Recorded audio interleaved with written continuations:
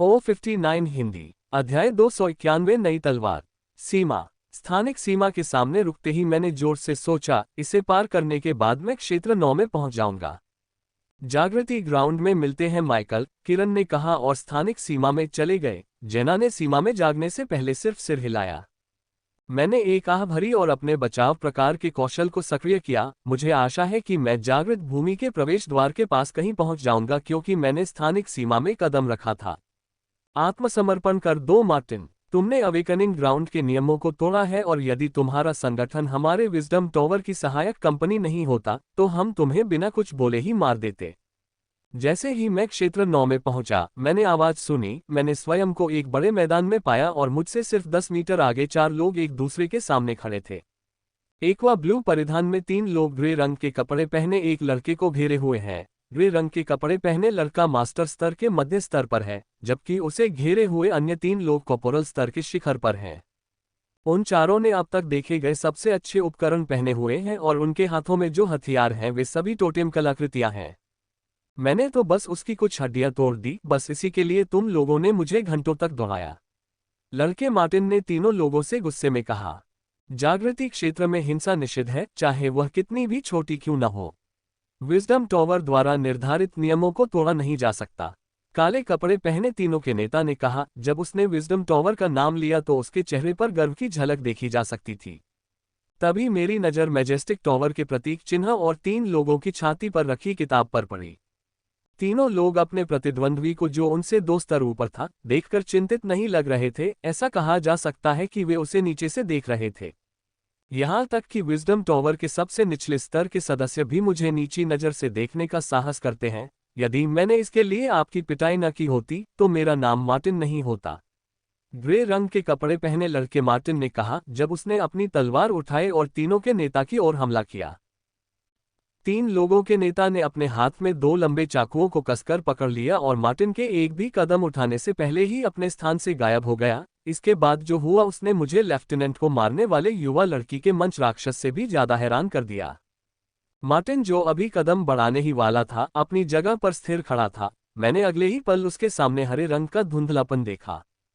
स्पष्ट जब धुंध पूरी तरह से साकार हो गई, मैंने देखा कि मार्टिन का चेहरा बहुत सदमे में था। उसके पूरे शरीर पर लाल रेखा दिखाई देने लगी और कुछ ही देर बाद उसके शरीर से खून की धारा बहने लगी। खटखटाहट। मैं मार्टिन से भी अधिक स्तब्ध दिख रहा था, जिसने अभी अभी अपने ऊपर हुए हमले का अनुभव किया था। उस चीज ने मुझे अपने होश में ला दिया। खनकती हुई आवाज आए और जब मैंने नीचे देखा तो पाया कि लाल तलवार जैसा टोटेम कलाकृति जिसे मार्टिन पकड़े हुए था, किसी तरह उसके हाथ से छूटकर मेरे पैरों के पास गिर गया। तलवार देखकर मैं डर गया। मेरी हिम्मत ही नहीं हुई कि मैं तलवार से दूर देखूं। अगर उन्हें लगा कि मैं तलवार पर नजर रख रहा हूं तो वे क्रोधित हो जाएंगे और मैं जान पाता कि इससे पहले ही मेरी मौत हो चुकी होगी। लेकिन मुझे आश्चर्य हुआ कि कोई भी मेरी ओर या मेरे पैरों के पास तलवार की ओर नहीं देख रहा था। उनका सारा ध्यान मार्टिन पर था। भले ही हम सबसे निचले स्तर के सदस्य हों, फिर भी हम सर्वोच्च स्तर के संगठन के सदस्य हैं।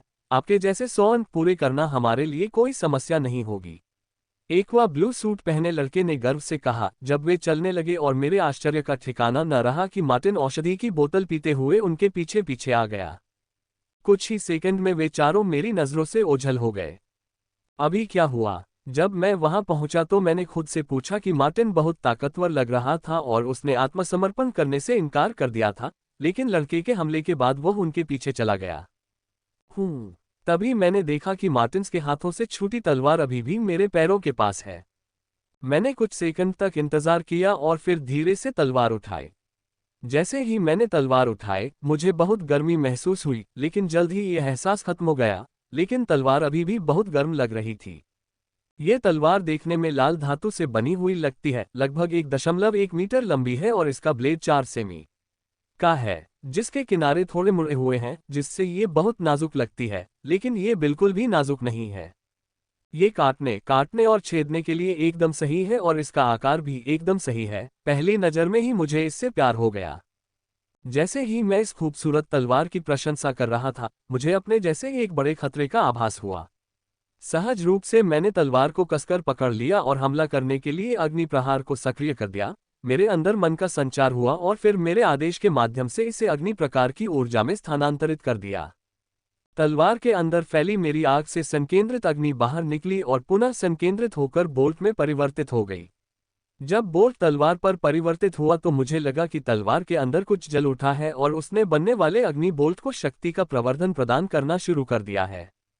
आग का हमला। ऐसा लग सकता है कि कुछ ही सेकंड बीते हैं, लेकिन मुश्किल से कुछ सेकंड ही बीते थे कि एक विशेष प्रकार की आग की धार मेरे टोटेम आर्टिफैक्ट पर गिरी। पूछी। जब मैंने अग्नि प्रहार किया तो मैंने देखा कि एक बफी जैसा दिखने वाला लड़का भारी तलवार के साथ मेरी ओर आ रहा है। उसके पास कई कौशल सक्रिय थे और उसकी आंखों में मारने की मंशा थी, लेकिन दुख की बात है कि वह मेरे प्रति अपने इरादों को पूरा नहीं कर पाया क्योंकि मेरी अग्नि उसके चेहरे से प्रकट हुई और उसे भेद गई। धप। वह जोर से फर्श पर गिरा और उसकी बाईं आंख के बीच में खून से लथपथ छेद हो गया। मैं उसे मरता देखकर आश्चर्यचकित नहीं हूं, यहां तक कि टोटेम आर्टिफैक्ट के संवर्धन के बिना भी फायर स्ट्राइक का मेरा विशेष बोल्ट सार्जेंट स्टेज पावरहाउस की सुरक्षा को भेदने में सक्षम है। यह मास्टर स्टेज है। इसमें एक समस्या थी कि केवल मास्टर स्टेज इवॉल्वर के साथ लड़ने पर ही मैं देख पाऊंगा कि मैंने अपने हमलों को कितना बढ़ाया है। मुझे इतने लंबे समय तक इंतजार नहीं करना पड़ेगा क्योंकि मैं महसूस कर सकता हूं कि 3 लोगों की नज़र मुझ पर है। यदि उनमें से कोई मास्टर स्टेज है और मुझ पर हमला करने की हिम्मत करता है तो मैं इस टोटेम कलाकृति की असली शक्ति को देख पाऊंगा। भंडारण। जब मैं मोटे व्यक्ति से कलाकृतियां निकाल रहा था तो मेरी सांस रुक गई। मैंने कभी अनुमान नहीं लगाया था कि मोटे व्यक्ति में भंडारण प्रकार की कलाकृतियां होंगी। इससे पहले क्षेत्र 8 में हम उस शरीर के पास पहुंचे जिसमें भंडारण था, लेकिन शव को लूटने की बारी जेना की थी। मुझे उसे भंडारण प्राप्त करते हुए देखकर थोड़ी जलन हुई, लेकिन अब मुझे भी एक मिल गया। मैं ये देखना चाहता था कि भंडार में क्या है, लेकिन ये सही समय नहीं है क्योंकि कुछ भेड़िए मुझे भूखी निगाहों से घूर रहे हैं। मैंने तलवार अपनी कमर के पास रखी और नक्शा खोला ताकि पता चल सके कि मुझे क्षेत्र 9 के किस भाग में ले जाया गया है। जब मैंने मानचित्र की तुलना अपने आसपास के वातावरण से की तो मुझे कोई परिचित चिन्ह नहीं मिला जिससे मुझे अपना स्थान पहचानने में मदद मिल सके। मैं अत्यंत सतर्क रहते हुए उत्तर की ओर चलने लगा क्योंकि मैं जानता था कि वे किसी भी समय मुझ पर हमला कर सकते हैं। मैं अपनी नई तलवार की प्रशंसा करना चाहता हूं, लेकिन ये समय नहीं है। 15 मिनट चलने के बाद मुझे वह परिचित झील दिखाई दी जिसकी तस्वीरें मैंने मानचित्र में देखी थी। जागृति मैदान का प्रवेश द्वार यहां से सिर्फ 4 घंटे की दूरी पर है। जब तक मुझे किसी लेफ्टिनेंट स्तर के राक्षस का सामना नहीं करना पड़ा, तब तक मुझे क्षेत्र 9 में कोई डर नहीं है, भले ही यहाँ के राक्षस क्षेत्र 8 के राक्षसों से अधिक शक्तिशाली हों। मैंने प्रवेश द्वार की ओर दौड़ना शुरू किया, तभी मुझे यह महसूस हुआ कि 3 लोग मेरे पीछे आ रहे हैं। मुझे उम्मीद है कि वे जल्द ही हमला करेंगे ताकि मैं अपने नए हथियार की शक्ति का परीक्षण कर सकूं और मुझे लंबे समय तक इंतजार नहीं करना पड़ा क्योंकि दौड़ के 5 मिनट बाद मैंने 3 मीटर की हवा वाली ब्लेड को मेरी ओर आते देखा। Wind cleave. ये विंड क्लीव है, एक बहुत प्रसिद्ध विंड एलिमेंटल कौशल जो अपनी मारक क्षमता के लिए जाना जाता है। यह इतना तेज है कि अगर इसे मास्टर स्टेज इवॉल्वर्स द्वारा लॉन्च किया जाता है तो यह मुझे 2 भागों में काट देगा, भले ही मेरे पास नाइट ग्रेड कवच और सुरक्षा प्रकार के कौशल हों। मुझे पहले से ही हमले की उम्मीद थी, इसीलिए ढाल तैयार थी। मैंने पहले से ही अपनी ढाल को सीमा तक विस्तारित करना शुरू कर दिया था और इसे और भी अधिक मैना खिलाया था ताकि यह मुझे अपनी सर्वोच्च रक्षा प्रदान कर सके। धप धप धप धप fevbinovel.com। 3 मीटर की हवा वाली ब्लेड मेरी ढाल से टकराए और मुझे इतना झटका लगा कि मुझे बल को कम करने के लिए कई कदम पीछे हटना पड़ा। कदम पीछे हटने के अलावा उस हमले ने मुझे कुछ नहीं किया। जल्द ही एक पतला सा दिखने वाला लड़का जो लगभग 20 वर्ष का था बाहर आया। जब मैंने उसकी शक्ति को महसूस किया तो मुझे लगा कि इसमें कोई आश्चर्य नहीं कि उसकी पवन विदारक शक्ति इतनी शक्तिशाली है, क्योंकि वह मास्टर स्तर के मध्य स्तर का है। वह ये देखकर बहुत हैरान था कि उसका छिपकर किया गया हमला मुझे कुछ नहीं कर पाया, लेकिन ये देखकर कि मैं उसकी ओर देख रहा हूं, उसने तुरंत अपने हाव भाव पर नियंत्रण कर लिया। दोस्त, अगर तुम मुझे टोटे दे दोगे। आग लग गई, आग लग गई, आग लग गई, आग लग गई, आग लग गई, आग लग गई। इससे पहले कि वह अपनी बात पूरी कर पाता, मैंने उस पर 10 विशेष प्रकार के अग्नि वाणिज्यिक प्रहार किए, जिससे उसके भागने का कोई भी रास्ता पूरी तरह बंद हो गया। मैं जानता था कि वह क्या कहना चाहता था और उसकी आंखों में लालच देखकर मुझे पता चल गया कि जब तक वह मुझसे ये टोटेम कलाकृति नहीं ले लेता, तब तक वह नहीं रुकेगा और ऐसा करने के लिए मुझे मार देना ही सबसे अच्छा विकल्प है। इसलिए मैंने बिना किसी हिचकिचाहट के उस पर हमला कर दिया और अपनी पूरी ताकत झोंक दी। वह ये देखकर थोड़ा आश्चर्यचकित हुआ कि उसकी बात पूरी होने से पहले ही मैंने उस पर हमला कर दिया, लेकिन उसने तुरंत प्रतिक्रिया की, न केवल अपने रक्षात्मक कौशल को सक्रिय किया बल्कि अपनी ढाल को भी सक्रिय किया। मुझे आश्चर्य हुआ जब मैंने उसकी नीली ढाल देखी। मैंने सोचा कि यह एक मध्यम स्तर की नाइट ग्रेड कलाकृति है। उसके हाथ में नाइट ग्रेड शील्ड देखकर मैं और भी उत्साहित हो गया। इस टोटेम एनहांसमेंट के साथ मेरे हमले बहुत मजबूत हो गए। भले ही वह मास्टर स्टेज इवॉल्वर मेरा स्पेशल फायरबोल्ट है जो मेरे टोटेम आर्टिफैक्ट के माध्यम से लॉन्च हुआ था, लेकिन अब यह mid level night grade shield है। मैं वास्तव में देखना चाहता हूं कि मेरा हमला उसकी शील्ड डिफेंस को भेदने में सक्षम है या नहीं। पुच पुच, उन्होंने मेरी अग्नि बोल्टों को कुशलता से टाल दिया। उन्होंने अपने मास्टर स्टेज को अपमानित नहीं किया, लेकिन मेरे 2 बोल्ट उनकी ढाल से टकरा गए और रुक गए। ये देखकर उनके चेहरे पर मुस्कान आ गई, लेकिन यह मुस्कान उनके चेहरे पर एक पल के लिए ही रही, क्योंकि मेरे अग्नि बोल्ट उनकी ढाल को पार कर गए और उनके शरीर को भेद दिया। जब मेरी बंदूकें उसकी कमर और कंधों में घुस गईं तो उसके चेहरे पर गहरा सदमा दिखाई दिया। मैंने सोचा था कि वह ये देखकर फर्श पर गिर पड़ेगा कि कैसे मेरे फायरबोल्ट शरीर के अंदरूनी हिस्से को पिघला रहे हैं, लेकिन मेरे आश्चर्य का ठिकाना न रहा जब वह अचानक मुड़ा और जंगल में भाग गया, जबकि मैं मूकदर्शक बनकर उस दिशा को देखता रहा जिस दिशा में वह भाग रहा था। उसे भागते हुए मूक भाव से देखता रहा। मैंने सोचा था कि टोटेम कलाकृति के प्रति उसकी लालसा इतनी अधिक थी कि वह अंत तक लड़ेगा, लेकिन किसने सोचा होगा कि उस लालच के पीछे अभी भी कुछ बुद्धिमत्ता छिपी हुई है। उसने सोचा होगा कि उसके लिए मुझसे ये टोटेम कलाकृति लेना असंभव होगा और मध्य स्तरीय ढाल की रक्षा के बावजूद वह अगले हमले में अपनी तरह का कुछ भी खो सकता है। अगर वह भाग रहा होता तो भी मैं उससे मार सकता था, लेकिन उसे भागते देख मैं इतना हैरान था कि मैं हमला करना ही भूल गया। मैंने सोचा कि गलती पर विचार करने से कोई फायदा नहीं है। तभी अचानक मेरे दिमाग में आया कि जो 2 निगाहें मुझ पर पड़ रही थीं, वे भी गायब हो गई हैं। वे आखिरकार चले गए। मैंने सोचा था कि बाकी 2 भी तलवार के लिए हमला करेंगे, लेकिन ऐसा लग रहा है कि उन्होंने अपनी इच्छाशक्ति खो दी थी। ये देखकर कि कैसे मध्य स्तर के मास्टर स्टेज ने अपनी दुम दबा ली और मुझसे हमला होने के बाद भाग गया। एफगई वे बीनो एल अंडस को सी सिग्माएम। मध्य स्तरीय नाइट ग्रेड शील्ड को भेदना वास्तव में एक बड़ी बात है, खासकर जब इसे मास्टर स्टेज इवॉल्वर द्वारा संचालित किया जाता है।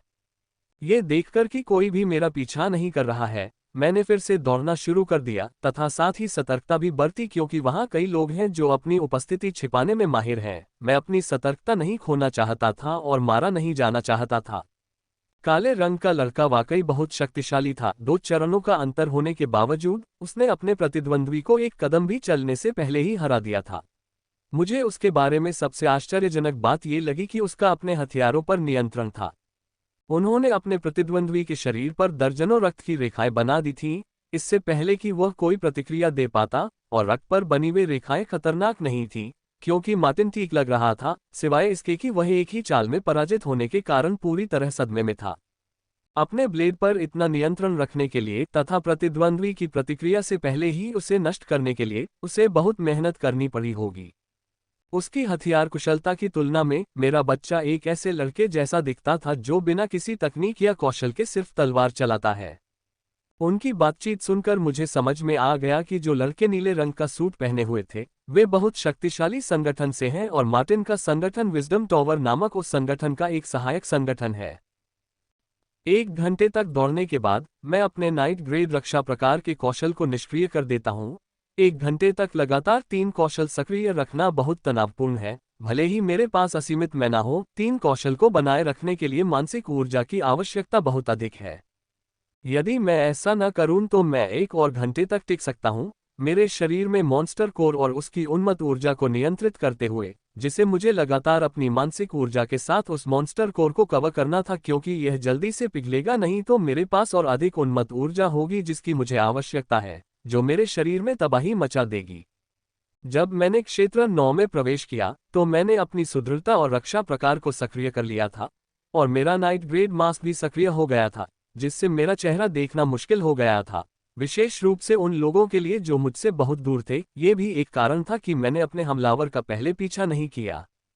भले ही वे ये खबर फैला दे कि मुझे मध्य महाद्वीप के लोगों की टोटेम कलाकृति मिली है, तो भी मुझ पर इसका ज्यादा असर नहीं होगा, क्योंकि उन्होंने मेरा चेहरा नहीं देखा है। जहां तक लाल टोटेम कलाकृति का सवाल है, देश में ऐसी बहुत सी कलाकृतियां हैं, इसलिए जब तक मैं पर्याप्त ताकत होने से पहले उन्हें खुलेआम नहीं लहराता, तब तक मैं ठीक रहूंगा। 2 घंटे और बीत गए और इन 2 घंटों में सबसे शक्तिशाली राक्षस जो मुझे मिला वह प्रारंभिक स्तर का मास्टर स्टेज था। मैं मध्य या शीर्ष स्तर के मास्टर स्टेज राक्षस के खिलाफ लड़ने की उम्मीद कर रहा था, लेकिन मुझे कोई नहीं मिला। सामान्यतः सीमा की ओर जाते समय मैं कई मध्यम और शीर्ष स्तर के मास्टर स्टेज राक्षसों से मिलता हूं, लेकिन अब जब मुझे उनसे लड़ने की जरूरत है तो ऐसा लगता है जैसे वे अचानक गायब हो गए हों। मेरी यात्रा लगभग समाप्त हो चुकी थी। 1 घंटे के भीतर मैं जागृति भूमि के प्रवेश द्वार पर पहुंच जाऊंगा।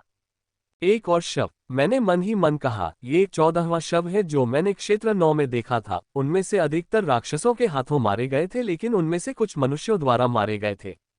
मैंने जो 14 शव देखे थे उनमें से सिर्फ 2 ही लूटे हुए नहीं थे, लेकिन उन शवों में मुझे कोई सामान नहीं मिला।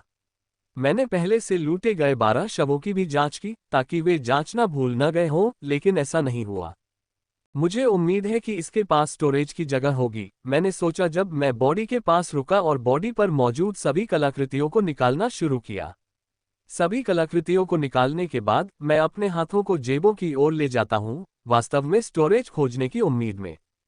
हाँ, मैंने मन ही मन चिल्लाया क्योंकि मुझे शरीर की बाईं जेब में भंडारण मिला। मैंने पहले शरीर की दाहिनी जेब की जांच की थी और इसे खाली पाकर मैं थोड़ा निराश हुआ और बाईं जेब में खोजने की ज्यादा उम्मीद नहीं थी।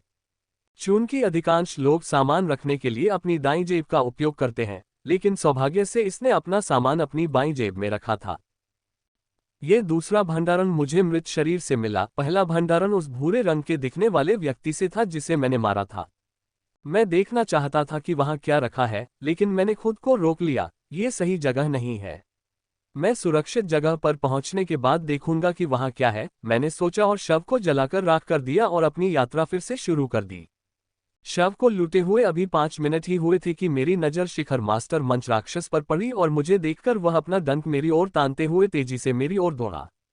यह आइस वेनम स्कॉर्पियन है। मैंने इन राक्षसों के बारे में पढ़ा था। ये राक्षस काफी खतरनाक है। इसके डंक का सिर्फ सरल स्पर्श मास्टर स्टेज इवॉल्वर को मार सकता है। इसे बर्फ विष बिच्छू इसलिए कहा जाता है क्योंकि इसका विष व्यक्ति को अंदर से जमा देता है और विष को असर करने में बस कुछ सेकंड लगते हैं, इसलिए मुझे लड़ते समय इसके विष से दूर रहना पड़ता है, अन्यथा मैं कुछ भी करने से पहले ही जम जाऊंगा। चीख! वह तेज चीख के साथ मेरी ओर आया, ये देखकर कि मैंने उसके काफी करीब आने का इंतजार किया था। आग लग गई, आग लग गई, आग लग गई। मैंने बिच्छू पर आग के 3 विशेष बोल्ट लॉन्च किए। सभी 3 बोल्ट राक्षसों पर निशाना साध रहे थे। पुच्ची पुच्ची पुच! आग के गोले को अपनी ओर आते देख वह वहीं रुक गया और जब आग के गोले उसके सिर पर लगने ही वाले थे तो उसने आखिरी क्षण में अपना सिर घुमाया और तीनों गोले से बच गया, लेकिन गोले उसके सिर से पूरी तरह बचकर उसके कंधे में जा घुसे। मेरे बोल्ट को कोई बाधा महसूस नहीं हुई क्योंकि उन्होंने पीक मास्टर स्टेज राक्षस की कठोर त्वचा को छेद दिया था। यदि मैंने ये हमला अपनी नाइट ग्रेड तलवार से किया होता तो ये केवल उस पर खरोंच ही डालती, लेकिन टोटेम आर्टिफैक्ट के संवर्धन के साथ यह आसानी से उसमें छेद करने में सक्षम थी। इसलिए इसे मारना कोई समस्या नहीं है जब तक कि मैं इसके सिर पर वार करने में सक्षम हूं।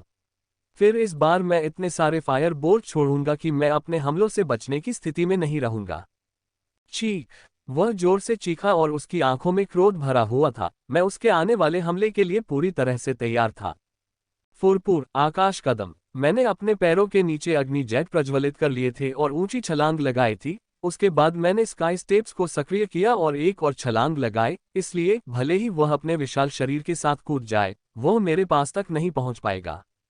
आग लग गई, आग लग गई, आग लग गई! इससे पहले कि वह कुछ कर पाता, मैंने उस पर आग के बोल्टों की बौछार छोड़ दी। जब तक मैंने उसे खत्म किया, मैं मानसिक रूप से काफी थक गया था और मेरे शरीर के अंदर का राक्षस कोर भी समाप्त हो गया था। पुच्ची पुच्ची पुच्ची! अपनी गर्दन को तेजी से हिलाकर वह कुछ आग के गोलों से बचने में सफल रहा, लेकिन उनकी संख्या बहुत अधिक थी और एक आग का गोला उसके सिर पर लगा तथा अगले ही पल उसके सिर पर 2 और आग के गोले लगे। धप! जब मैं राक्षस के पास उतरा तो मैंने देखा कि उसके सिर से खून मिला सफेद तरल पदार्थ टपक रहा था। मैं राक्षस को आश्चर्य से देखता हूँ। मैंने लगभग 16 फायरबोल्ट छोड़े थे, लेकिन ये राक्षस अपनी चपलता के साथ उनमें से 8 को चकमा देने में सक्षम था। इससे पहले कि वह मेरे पहले फायरबोल्ट से मारा जाता, अगर ये थोड़ा और तेज होता तो यह निश्चित रूप से उन सभी फायरबोल्टों को चकमा देने में सक्षम होता जो इसकी गर्दन पर निशाना साध रहे थे। मैं वास्तव में इन शीर्ष स्तर के मास्टर स्टेज राक्षसों को कम नहीं आंक सकता, भले ही मेरे पास टोटेम आर्टिफैक्ट हो। अगर मैं पर्याप्त सतर्क नहीं हूं तो वे मुझे मार सकते हैं। अपने सुदृढ़ीकरण कौशल को सक्रिय करने के साथ मैंने राक्षस के हृदय की ओर अपनी लाल तलवार को घुमाया ताकि उसका मूल निकाल सकूं, लेकिन उससे पहले मुझे बर्फ के जहर वाले बिच्छू की कठोर रक्षात्मक त्वचा को काटना होगा। मैंने तलवार को मैना खिलाना शुरू किया, लेकिन मुझे बहुत आश्चर्य हुआ कि चाहे मैंने कितना भी मैना खिलाया, वह कभी भी अपनी सीमा तक नहीं पहुंची। सामान्यतः नाइट ग्रेड आर्टिफैक्ट अपनी सीमा तक पहुंच जाते हैं जब आप उन्हें पर्याप्त मैना खिला देते हैं, लेकिन ये तलवार मैना को लगातार पीती जा रही थी। ऐसा लग रहा था जैसे इसमें मैना की अतिरिक्त भूख थी। एकमात्र संकेत यह है कि तलवार मन्ना को पी रही है और वह हल्की सी चमक रही है। मैं जितना ज्यादा मैना खिलाता हूं, यह उतनी ही ज्यादा चमकती है। चमक ज्यादा नहीं है, बल्कि बहुत कमजोर है। कोई भी देख सकता है कि जैसे जैसे मैं इससे ज्यादा मैना महसूस करता हूं, इसकी चमक और भी ज्यादा चमकती जाती है। धीमी गति से इसकी चमक बढ़ती देख मुझे लगता है कि इसकी चमक बढ़ाने के लिए मुझे इसे एक दिन से अधिक समय तक लगातार मैना खिलाना पड़ेगा। खैर, यह मेरे लिए अच्छी बात है। अगर मैंने कभी गलती से कोर खा लिया जिसे मैं संभाल नहीं सकता, तो मैं तेजी से बरसेक ऊर्जा को मैना में परिवर्तित कर सकता हूं और इसे तलवार को खिला सकता हूं। मुझे पता था कि टोटेम आर्टिफैक्ट को शक्तिशाली बनाने के लिए बहुत अधिक मन की आवश्यकता होती है, लेकिन मुझे उम्मीद नहीं थी कि उन्हें इतनी अधिक मात्रा में मन की आवश्यकता होगी। 5 मिनट तक लगातार इसकी चमक महसूस करने के बाद मैं रुक जाता हूं और उत्साह से तलवार को देखता हूं। ये बहुत मंद रूप से चमक रही है, लेकिन मैं महसूस कर सकता हूं कि इसकी शक्ति कई गुना बढ़ गई है। हॉन्फना। जब मैंने आइस वेनम स्कॉर्पियन की रक्षात्मक त्वचा को काटने के लिए अपनी तलवार को घुमाया, तो मुझे ये देखकर आश्चर्य हुआ कि तलवार शुरू में थोड़ी सी रुकावट महसूस करने के बाद चली गई। और आश्चर्य की बात यह है कि मैंने उस पर उतना बल नहीं लगाया जितना मुझे लगाना चाहिए था, ताकि पीक मास्टर स्टेज राक्षस की रक्षात्मक त्वचा को काटा जा सके। ये टोटेम कलाकृति मेरी सोच से भी अधिक शक्तिशाली है, मैंने कहा, और बड़ी ही सहजता से इसके हृदय से राक्षसी कोर को बाहर निकाल लिया। मैंने उसके डंक से विष एकत्र करने के बाद अपनी यात्रा पुनः शुरू की। राक्षसों का विष महंगा होता है और कई गुना अधिक महंगा होता है, विशेष रूप से इस आइस वेनम बिच्छू जैसे विशेष विष। बाकी की यात्रा काफी हद तक घटनारहित रही, क्योंकि जैसे जैसे मैं प्रवेश द्वार के करीब पहुंचता गया, वैसे वैसे अधिक लोग मेरी ओर आते गए। जब मैं जागृति मैदान की सीमा के पास पहुंचा तो मैंने देखा कि हजारों हजारों लोग क्षेत्र 9 के हर दिशा से आकर स्थानिक सीमा में प्रवेश कर रहे हैं। सीमा पार करते समय उनकी आंखों में आकांक्षाएं और सपने साफ देखे जा सकते थे। सीमा को देखकर मेरा दिल भी जोर जोर से धड़कने लगा। इस सीमा को पार करने के बाद मुझे जीवन में एक बार मिलने वाला अवसर मिलेगा। ऐसा अवसर हमारे महाद्वीप में बहुत कम ही आता है। हजारों लोगों की तरह मैं भी जागृति भूमि की स्थानिक सीमा के सामने आया और उसके अंदर एक कदम रखा। हॉन्फना। मैंने जो देखा उससे मेरी सांसें थम सी गईं। मेरे सामने तंबुओं का समुद्र था। हजारों हजारों तंबू दिख रहे थे। यहाँ पर शायद 1 लाख से भी ज्यादा तंबू होंगे, लेकिन यह वह चीज नहीं थी जिसने मेरी सांसें थम सी गईं। मुझे क्या हुआ जो हॉन्फने लगा, वह पर्वत दूर है जो दमन शक्ति उत्सर्जित कर रहा है। ये पर्वत बहुत ऊंचा है और तंबू के समुद्र का केंद्र प्रतीत होता है। इस विशाल पर्वत पर सीढ़ियां बनी हुई थीं। पर्वत का एक भी भाग ऐसा नहीं था जहां सीढ़ियां न हो। सीढ़ियों पर हजारों चींटीनुमा लोग चढ़ते हुए देखे जा सकते हैं। संभवतः वे पहाड़ की चोटी पर स्थित महलनुमा संरचना तक पहुंचने का प्रयास कर रहे हैं। मैं पहाड़ से बहुत दूर हूं, लेकिन मैं अभी भी इसकी भव्यता को महसूस कर सकता हूं। ऐसा महसूस होता है जैसे ये पहाड़ जीवित है और ये लगातार ऐसी शक्ति छोड़ रहा है जो मेरी आत्मा को दबाती प्रतीत होती है। भगवान का शुक्र है कि दबाव बहुत हल्का है। अगर यह अधिक होता तो मैं चल नहीं पाता। पूर्णिमा और तारों की रोशनी में रात बहुत खूबसूरत होती है। इस रात के आकाश में हर जगह लोग दिखाई देते हैं। न केवल नीले रंग के कपड़े पहने लोग बीच बीच में घूमते देखे जा सकते थे, बल्कि वे जहां भी गुजरते थे लोग उन्हें अपनी जगह दे देते थे। बल्कि जब भी वे नीले रंग के कपड़े पहने लोगों को देखते थे तो उनकी आंखों में सम्मान, विस्मय और ईर्ष्या देखी जा सकती थी। ये लोग जो इस जगह की रखवाली करते हैं, वे उसी संगठन से हैं जिसमें वे 3 लोग हैं जिनसे मैं क्षेत्र 9 में मिला था।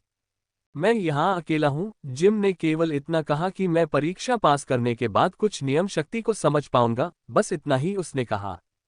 उन्होंने यह नहीं बताया कि शासन शक्ति क्या है या उस शक्ति को प्राप्त करने के लिए मुझे कौन सी परीक्षा उत्तीर्ण करनी होगी। आह आह भरते हुए मैं बेतरतीब ढंग से चलने लगा। यहाँ सभी लोग मध्य महाद्वीप से लग रहे थे। उन्होंने जो गियर पहना हुआ है और जिस बेशर्मी से वे अपने टोटेम आर्टिफैक्ट और टेंट को दिखा रहे हैं, जो जिम के टेंट से भी बेहतर लग रहे थे, ये सब दर्शाता है कि वे मध्य महाद्वीप से हैं। कभी कभी नए लोगों को स्थानांतरित होते देखा जा सकता है और जो भी स्थानांतरित होते हैं वे क्षेत्र 9 से आते हैं। मैंने कभी भी मध्य महाद्वीप के लोगों को अचानक प्रकट होते नहीं देखा। इस क्षेत्र में प्रवेश के लिए उनके पास एक स्थिर रास्ता होना चाहिए। चूंकि मैं कुछ भी नहीं जानता था, इसलिए मैंने अपने आसपास हो रही बातचीत को सुनने का निर्णय लिया। यदि मैं पर्याप्त रूप से सुनूंगा तो मुझे वह सब पता चल जाएगा जो मुझे जानना आवश्यक है। मैंने अपनी चाल धीमी कर दी और लोगों की बातचीत सुनने लगा। चलते चलते मैंने बातचीत से कुछ बातें समझनी शुरू कर दी। मध्य महाद्वीप से आए इन लोगों की भाषा भी हमारी ही तरह थी, लेकिन उनका उच्चारण हमसे बहुत अलग था। ये बहुत ही विदेशी लगा। मुझे इस क्षेत्र की वास्तविकता को समझने से पहले 2 घंटे तक उनकी बातचीत सुननी पड़ी। ये पता चला कि जिम ने जो कहा वह सच है, बस उसने बहुत कम जानकारी दी थी। जब मैंने जिम द्वारा बताई गई बातों और मध्य महाद्वीप के लोगों की बातचीत से जो सीखा था, उसे आपस में जोड़ा तो सब कुछ बिल्कुल स्पष्ट हो गया। ये विजडम टॉवर के जागरण स्थलों में से एक है, जो मध्य महाद्वीप में एक सर्वोच्च स्तर का संगठन है। ये विजडम टॉवर मध्य महाद्वीप के सबसे मजबूत संगठनों में से एक है और प्रकृति में तटस्थ है। विजडम टॉवर के लोग हमेशा तटस्थ रहते हैं, लेकिन वे उदार होते हैं और अपनी शिक्षा में तब तक भेदभाव नहीं करते जब तक कि उसमें उनके रहस्य शामिल न हो। ये जागृति भूमि किंग ग्रेड जागृति भूमि है। साथ ही उच्चतम स्तर का विजडम टॉवर आम जनता के लिए खोला गया है और विजडम टॉवर शायद ही कभी अपने किंग ग्रेड जागृति भूमि को आम जनता के लिए खोलते हैं। जब भी वे इस राजा स्तरीय जागृति भूमि के बारे में बात करते हैं तो वे आश्चर्यचकित हो जाते हैं, लेकिन साथ ही बहुत चिंतित भी होते हैं क्योंकि यह बहुत कठिन परीक्षा से गुजरती है। परीक्षा बहुत सरल है। व्यक्ति को सिर्फ पहाड़ पर चढ़ना है और शीर्ष पर पहुंचना है और उसे नियम की शक्ति को समझने का मौका मिलेगा, लेकिन पहाड़ पर चढ़ना कोई सरल बात नहीं है। ये परीक्षा इतनी कठिन है कि 1000 लोगों में से केवल 4 से 5 लोग ही पास हो पाते हैं। ये परीक्षा व्यक्ति की मानसिक और शारीरिक दृढ़ता का परीक्षण है। एक चरण से परिणाम पर कोई प्रभाव नहीं पड़ेगा क्योंकि वे अपने स्तर के अनुसार दबाव झेलेंगे। जब मैंने ये सुना तो मैं बहुत चौंका। यदि ये परीक्षा उनके लिए इतनी कठिन है कि 1000 में से केवल 5 लोग ही पास हो पाते हैं तो हमारे लिए तो ये लगभग असंभव ही होगी।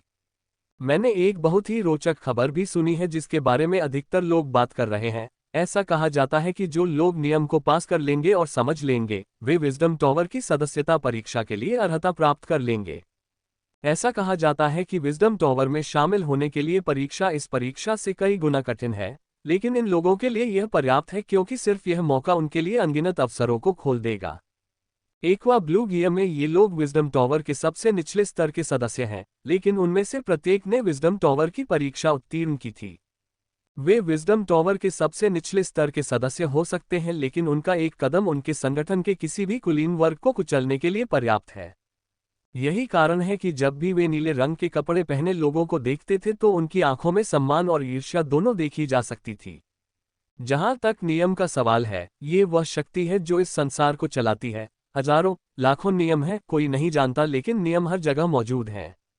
नियम तत्व प्रकार के हो सकते हैं जैसे जल, अग्नि, पृथ्वी आदि, या हथियार प्रकार जैसे तलवार, भाला, चाकू, लांस, या अवधारणा प्रकार लाइट काटना, छेदना, मारना आदि, और विभिन्न अन्य प्रकार। सरल शब्दों में समझाना हो तो हम जो भी करते हैं या सोचते हैं वह नियम है, और यदि कोई इस शक्ति को समझ ले तो वह कल्पना से परे शक्तिशाली बन सकता है। जिम ने सच कहा था, यदि प्राइवेट स्टेज उच्चतम स्तर तक नियम को समझ लेता है तो वह दुनिया के सबसे शक्तिशाली पावरहाउस को भी मार देता है। नियम की शक्ति चरणों को पार कर जाती है, लेकिन आमतौर पर केवल वे ही लोग नियम को समझ पाते हैं जो 12 बुनियादी चरणों को पार कर चुके होते हैं। लेकिन हमेशा एक अपवाद होता है और जागृति भूमि इनमें से एक है। पहाड़ की चोटी पर स्थित महल में 237 हॉलों में 237 वस्तुएं रखी गई हैं। ये वस्तुएं मुख्य रूप से राजा स्तर के पावरहाउस की टोटेम कलाकृतियां हैं, और ये वस्तुएं नियम की शक्ति उत्सर्जित करती हैं जिसे राजा स्तर के पावरहाउस ने समझ लिया है। जब तक कोई इस पर ध्यान केंद्रित करता है, तब तक उसे उस नियम शक्ति को समझने का मौका मिलेगा जो वस्तु उत्सर्जित कर रही है। इतना ही नहीं, मैंने तो ये भी सुना है कि यदि किसी की समझ काफी अधिक है तो वह टोटेम के माध्यम से उस राजा स्टेज पावरहाउस की यादों को देख सकता है, और यदि कोई भाग्यशाली हुआ तो वह उस टोटेम आर्टिफैक्ट में संग्रहीत यादों के माध्यम से उस राजा स्टेज पावरहाउस की विरासत भी प्राप्त कर सकता है। मुझे नहीं पता था कि किंग स्टेज पावरहाउस क्या है, लेकिन मैंने उनके चेहरे पर जो भाव देखा, मैं कह सकता हूं कि किंग स्टेज पावरहाउस बहुत शक्तिशाली है। मैंने ऐसी कई बातें सुनी जो मुझे समझ में नहीं आई, या फिर उनका बहुत कम हिस्सा ही समझ में आया, जिसके बारे में सोचकर मेरा सिर दुखने लगा। खैर, मुझे खुशी है कि मुझे मौका दिया गया। ये विजडम टॉवर के लोग वास्तव में अच्छे हैं। यदि वे चाहते तो आसानी से सीमा को अवरुद्ध कर सकते थे और हम जागृति के मैदान में नहीं पहुंच पाते, लेकिन उन्होंने ऐसा नहीं किया। उन्होंने हमारे साथ मध्य महाद्वीप के बाकी लोगों की तरह ही बिना किसी भेदभाव के व्यवहार किया। मैंने सुना है कि कई लोग इससे खुश नहीं थे और शिकायत करने गए थे, लेकिन जब वे लौटे तो उनकी सारी हड्डियां टूट चुकी थीं। विजडम टावर्स की कहावत है कि बिना भेदभाव के शिक्षा देनी चाहिए। ऐसा कहा जाता है कि यह बात विजडम टावर के संस्थापक से ही आई है। मेरे सिर में हल्का दर्द होने लगा है। मैं 18 घंटे से जाग रहा हूं और बहुत भूख लग रही है। मुझे जल्दी से अपना तंबू लगाने के लिए जगह ढूंढनी है और सोने से पहले खाना खाना है। मैं भाग्यशाली था कि एशलिन मेरे अंदर सो रही थी। अगर वह जाग रही होती तो भूख लगने पर चहचहाहट से मेरे कानों को झकझोर देती। विजडम टावर के ये लोग वास्तव में मददगार थे। उन्होंने हर चौराहे पर नक्शा लगा रखा था, इसलिए मैं देख सकता था कि मेरे महाद्वीप के लोग कहाँ रह रहे हैं। 15 मिनट चलने के बाद मैंने हजारों सस्ते टेंटों को एक सुव्यवस्थित लाइन में देखा। बीच बीच में महंगे टेंट जैसे जिम के टेंट भी दिख गए। ऐसा नहीं है कि हमारे टेंट सस्ते हैं, बात सिर्फ इतनी है कि मध्य महाद्वीप के लोगों के पास जो टेंट हैं, वे उनके टेंटों की तुलना में बहुत अच्छे हैं। हमारे टेंट सस्ते लगते हैं। मैंने अपना तंबू खुले स्थान पर अन्य तंबुओं की तरह एक सीधी रेखा में लगाया। तंबू एक सीधी रेखा में होने चाहिए तथा उनके बीच 2 मीटर की दूरी होनी चाहिए। ये जागृति भूमि के नियमों में से एक है। नक्शे की तरह इन लोगों ने तंबू ब्लॉकों के बीच हर चौराहे पर जागृति भूमि के नियमों को भी प्रक्षेपित किया और हर नियम के लिए अलग सजा है। अगर मैंने अपना तंबू निर्देशानुसार नहीं लगाया तो मुझे कोड़े मारे जाएंगे। ये लोग नियम लागू करते हैं। यहाँ आते समय मैंने 2 लोगों को कोड़े खाते हुए देखा। हर कुछ सेकंड में नए लोग दिखाई दे रहे थे। मेरे टेंट के आसपास का क्षेत्र जो 1 मिनट पहले खाली था, अब दर्जनों नए टेंटों से भर गया है। मुझे जागृति भूमि के बारे में पता चले केवल 6 दिन ही बीते थे और विभिन्न संगठनों और सरकारों द्वारा मिनवा क्षेत्र के द्वार खोले जाने के 5 दिन ही बीते थे। इसलिए लोग अभी भी आ रहे हैं। 2-3 दिनों में उनकी संख्या तेजी से बढ़ेगी। अपने शिविर को सक्रिय करने के बाद मैंने सबसे पहले स्नान किया और सामान्य कपड़े पहने। जागृति ग्राउंड में प्रशिक्षण सूट या कवच पहनने की कोई आवश्यकता नहीं है। विजडम टॉवर के क्षेत्र में कोई भी हाथ उठाने की हिम्मत नहीं करता। मारना तो दूर की बात है। मुझे उस मार्टिन की सराहना करनी होगी क्योंकि उसने नियम तोड़े।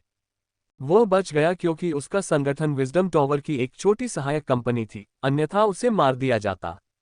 मैंने अपने भंडार से लेफ्टिनेंट स्टेज मॉन्स्टर्स का मांस निकाला और उसे पकाना शुरू कर दिया।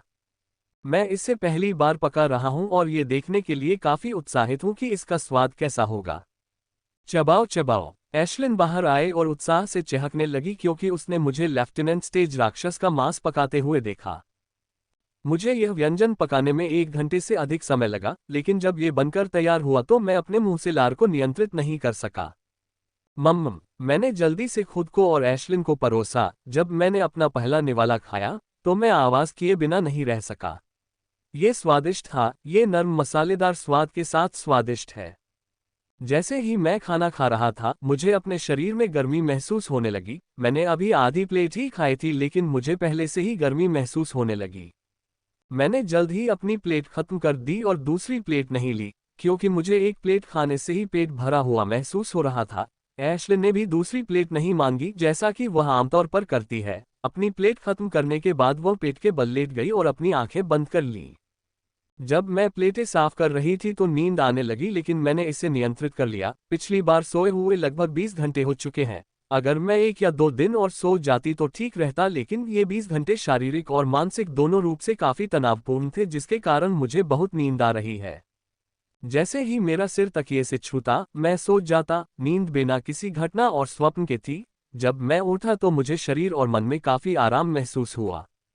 मैं 9 घंटे से कुछ अधिक समय तक सोया। जागने के बाद मैंने अपनी सुबह की गतिविधियां पूरी की और सामान्य कपड़े पहनने से पहले काफी देर तक स्नान किया। आज मैं केवल इस जागृति स्थल का अन्वेषण करने तथा लोगों की बातचीत सुनने की योजना बना रहा हूं, क्योंकि परीक्षण के लिए मैं कल प्रयास करूंगा। मैं आज पहाड़ पर चढ़ना चाहता था, लेकिन मैंने खुद पर नियंत्रण रखा क्योंकि मुझे इस परीक्षा और इसके पूर्ण विवरण के बारे में केवल बुनियादी जानकारी थी। मैं आज इस जागृति स्थल का अन्वेषण करने तथा वार्तालाप सुनने की योजना बना रहा हूं। परीक्षण के बारे में सभी विवरण जानने के बाद ही मैं इसका प्रयास करूंगा। मैंने कल सुना कि यह निष्पक्ष है। मैंने इसकी जांच करने का निर्णय लिया और देखा कि क्या मैं परीक्षण के बारे में जानकारी खरीद सकता हूं। मैं जो जानता हूं वह बुनियादी है। ये सबसे अच्छा होगा यदि मैं पूरी जानकारी प्राप्त कर सकूं जो मेरी शंकाओं को हल करने में मदद करेगी। जब मैं नहा रही थी तब ऐशलिन जाग चुकी थी और अपने भोजन की प्रतीक्षा कर रही थी। मैंने जल्दी से कल का बचा हुआ खाना गर्म कर लिया। हमने अपना दोपहर का भोजन जल्दी से समाप्त किया और ऐशलिन को अपने कंधे पर लेकर तंबू से बाहर निकल गए। कल जब मैं इस क्षेत्र में आया तो वह सो रही थी। वह केवल रात के खाने के समय ही जागती है। कल उसके पास इस क्षेत्र का पता लगाने का समय नहीं था, लेकिन अब जब हम यहाँ आ गए हैं तो वह हर जगह उत्सुकता से देख रही है। लेकिन जल्द ही उसकी नज़र पहाड़ पर टिक गई। वो 1 मिनट तक अपनी नज़रें पहाड़ पर टिकाए रही और फिर दूसरी ओर देखने लगी, जबकि मैं उस क्षेत्र में घूम रहा था जहां वेस्टब्लिट के लोग रह रहे थे, लेकिन मुझे कोई परिचित चेहरा नहीं दिखा। जब मैंने कुछ लोगों की छाती पर जिम के संगठन का लोगो देखा तो मैंने उनसे जिम के बारे में पूछा। उम्मीद थी कि वे उसके बारे में जानते होंगे, लेकिन उन्हें नहीं पता कि वह कौन है, क्योंकि वे वेस्टब्लिट सिटी शाखा से नहीं बल्कि उसके संगठन की किसी अन्य शाखा से थे। मैं वहां से चला गया और तंबुओं के समुद्र में घूमने लगा। यहाँ कोई अव्यवस्था नहीं है, सब कुछ अच्छी तरह से व्यवस्थित है और कोई भी परेशानी खड़ी करने की हिम्मत नहीं करता क्योंकि वे नीले वर्दीधारी गार्डों से डरते हैं। मैं लोगों की बातचीत सुनते हुए खोजबीन जारी रखता हूँ। उनमें से अधिकांश मेरे लिए बेकार है, जैसे उनकी गपशप और अफवाह फैलाना, लेकिन सब बेकार नहीं था और मैंने उनकी बातचीत सुनकर बहुत कुछ सीखा। जब मैं चल रहा था तो मैंने एक बहुत ही दिलचस्प बातचीत सुनी और जब मैंने कल और आज सुनी गई बातों को उससे जोड़ा तो मुझे बहुत ही दिलचस्प और चौंकाने वाली जानकारी मिली। ये जानकारी मध्य महाद्वीप में बहुत आम है, लेकिन मेरे जैसे लोगों के लिए ये चौंकाने वाली है। जिम और जिल को इसके बारे में जानकारी हो सकती है क्योंकि उनके माता पिता संगठन में उच्च पदों पर हैं, लेकिन मुझे इसके बारे में कोई जानकारी नहीं है। वे जिस चीज के बारे में बात करते हैं वह है वंशानुक्रम या वंशानुक्रम क्रिस्टल। मैंने ये शब्द कल और आज सुना, लेकिन मैं अब उस बातचीत को सुनने के बाद ही बिंदुओं को जोड़ने में सक्षम हूँ। यदि कोई व्यक्ति 12 बुनियादी चरणों से ऊपर उठना चाहता है तो उसे विरासत की आवश्यकता होती है। प्रत्येक विरासत आपको किंवदंती चरण तक ले जा सकती है, जो कि दुनिया में सबसे ऊंचा चरण है, लेकिन कुछ विरासतें अच्छी होती हैं और कुछ बुरी। हजारों प्रकार की विरासतें हैं, लेकिन सर्वोत्तम विरासतें सर्वोच्च स्तर के संगठनों के हाथों में हैं और इन अत्यंत शक्तिशाली विरासतों के कारण ही वे इतनी शक्तिशाली हैं। विरासतों को विशेष क्रिस्टल में संग्रहित किया जाता है। सबसे निचले स्तर की विरासत क्रिस्टल की कीमत एक परिष्कृत कोर होती है, जबकि उच्चतम स्तर को क्रिस्टल के साथ नहीं लाया जा सकता है। मेले की ओर जाने का फैसला करने से पहले मैं 1 घंटे से अधिक समय तक टेंट के चारों ओर घूमता रहा। लोगों का कहना है कि यह एक छोटा मेला है, लेकिन लोगों की संख्या को देखकर मेला छोटा नहीं होगा। मेला पहाड़ के बहुत पास आयोजित किया जाता है, इसलिए वहां जाकर मैं उस पहाड़ को भी देख सकता हूं जिसे देखने की मेरी कल योजना है। हॉन्फना। मुझे मेले तक पहुंचने से पहले 1 घंटे तक चलना पड़ा, लेकिन जब मैं वहां पहुंचा तो मैं खुद को रोक नहीं सका। मैंने मेले को देखकर अपनी सांस रोकी, जो मेरी कल्पना से कहीं ज्यादा बड़ा था, लेकिन पहाड़ को देखकर मेरी सांस रुक गई। मुझे लगा कि पहाड़ के अंदर कुछ ऐसा है जो ऊपर चढ़ने पर मानसिक और शारीरिक रूप से तनाव पैदा करता है, लेकिन मैं बहुत गलत था। ये पर्वत चलती हुई मूर्ति है, जिसके प्रत्येक भाग पर रन बने हुए हैं, प्रत्येक सीढ़ी पर रन बने हुए हैं और ये रन एक दूसरे के साथ कुछ अस्पष्ट समीकरण के कारण हैं, जो आंतरिक रूप से दबाव को मुक्त करते हैं। इस पर्वत पर जितना ऊपर चढ़ते हैं उतना अधिक दबाव सहन करना पड़ता है। ये पर्वत लगभग 3000 मीटर ऊंचा है और इसमें लगभग 2900 सीढ़ियां हैं। हर कदम पर दबाव बढ़ता है और कभी कभी दबाव इतना ज्यादा हो जाता है कि कोई व्यक्ति सीधे बेहोश हो जाता है। बेहोश हुए ये लोग सीधे अयोग्य घोषित कर दिए जाएंगे और इस जागृति भूमि में कभी भी परीक्षा देने में सक्षम नहीं होंगे। यदि दबाव उनके लिए बहुत अधिक हो जाता है तो अधिकांश लोग नीचे उतर आते हैं, इस तरह वे इस परीक्षा को दोबारा दे सकते हैं। मैं हजारों लोगों को उत्साहित भाव के साथ पहाड़ पर चढ़ते हुए देख सकता हूँ, जबकि जो लोग नीचे उतर रहे थे वे थके हुए और उदास थे। मैंने जो सुना है उसके अनुसार यहाँ के लोगों के वरिष्ठ लोग उन्हें एक बार में ही पूरा पहाड़ चढ़ने की सलाह देते हैं, क्योंकि किसी कारणवश पहली बार की अपेक्षा दूसरी बार चढ़ना बहुत कठिन होता है। कल मैं पहाड़ पर चढ़ूंगा। ये बहुत कठिन होगा, लेकिन यदि मैंने पर्याप्त प्रयास किया तो मैं निश्चित रूप से शीर्ष पर पहुंच सकता हूं और शासन शक्ति को समझने के लिए महल में प्रवेश कर सकता हूं। आह भरते हुए मैं पहाड़ से दूर देखता हूं। कल के बारे में सोचने की कोई जरूरत नहीं है। मैं कल जब पहाड़ पर चढ़ूंगा तब सोचूंगा। मेरे सामने मेला मेरी कल्पना से भी बड़ा है। वहां हजारों दुकानें हैं जो तरह तरह की चीजें बेच रही हैं। जब मैंने उन चीजों को देखा जो वे आसानी से बेच रहे थे तो मैं काफी हैरान हो गया, क्योंकि जो चीजें यहाँ लापरवाही से रखी गई हैं वे वेस्टब्लिड में अत्यंत दुर्लभ हैं। जैसे टोटेम कलाकृतियां और टोटेम बनाने की सामग्री, और उनकी कीमतें भी वेस्टब्लिड की तुलना में थोड़ी सस्ती हैं। यहाँ 3 प्रकार से सामान खरीदा और बेचा जा सकता है। पहला सबसे आम और प्राचीन वस्तु विनिमय है। व्यक्ति अपने पास मौजूद सामान या अपनी जरूरत के सामान का विनिमय कर सकता है। दूसरा है मनकोर, जो सार्वभौमिक रूप से स्वीकृत मुद्रा है, लेकिन वेस्टब्लिड में बहुत कम लोगों के पास यह है, खासकर मास्टर स्टेज से नीचे के लोगों के पास। तीसरा और अंतिम तरीका है विजडम क्रेडिट। ये विजडम टावर की मुद्रा है। विजडम टावर के लोगों द्वारा बनाए गए विभिन्न बूथों पर अपना सामान बेचने के बाद कोई भी व्यक्ति आसानी से विजडम क्रेडिट प्राप्त कर सकता है। ये बुद्धि क्रेडिट काफी विश्वसनीय लग रहा था, क्योंकि कई दुकान मालिकों को बुद्धि मुद्रा लेने में कोई आपत्ति नहीं थी, लेकिन जब मैंने बुद्धि क्रेडिट के मूल्य को देखा तो मैं काफी हैरान रह गया। 1000 बुद्धि क्रेडिट एक अपरिष्कृत मन क्रिस्टल के बराबर है, हमारी मुद्रा की तुलना में, जो 1 मिलियन क्रेडिट एक अपरिष्कृत मन क्रिस्टल के बराबर है। O60 हिंदी अध्याय 296 टेस्ट। पिछला अध्याय। अगला अध्याय। मैंने अंततः अपनी होलो वॉच पर किताब बंद कर दी। मुझे जो भी पठन सामग्री साथ में लाई थी उसे पढ़ने में 1 दिन से अधिक समय लगा। मैंने सोचा था कि मैं इसे देर रात तक पढ़ लूंगा, लेकिन मैं गलत था। मैंने कल दोपहर को अपने शिविर में लौटने के तुरंत बाद इसे पढ़ना शुरू कर दिया। मैंने रात तक और आज पूरे दिन तक पढ़ा, तब जाकर मैं पूरी पठन सामग्री समाप्त कर पाया।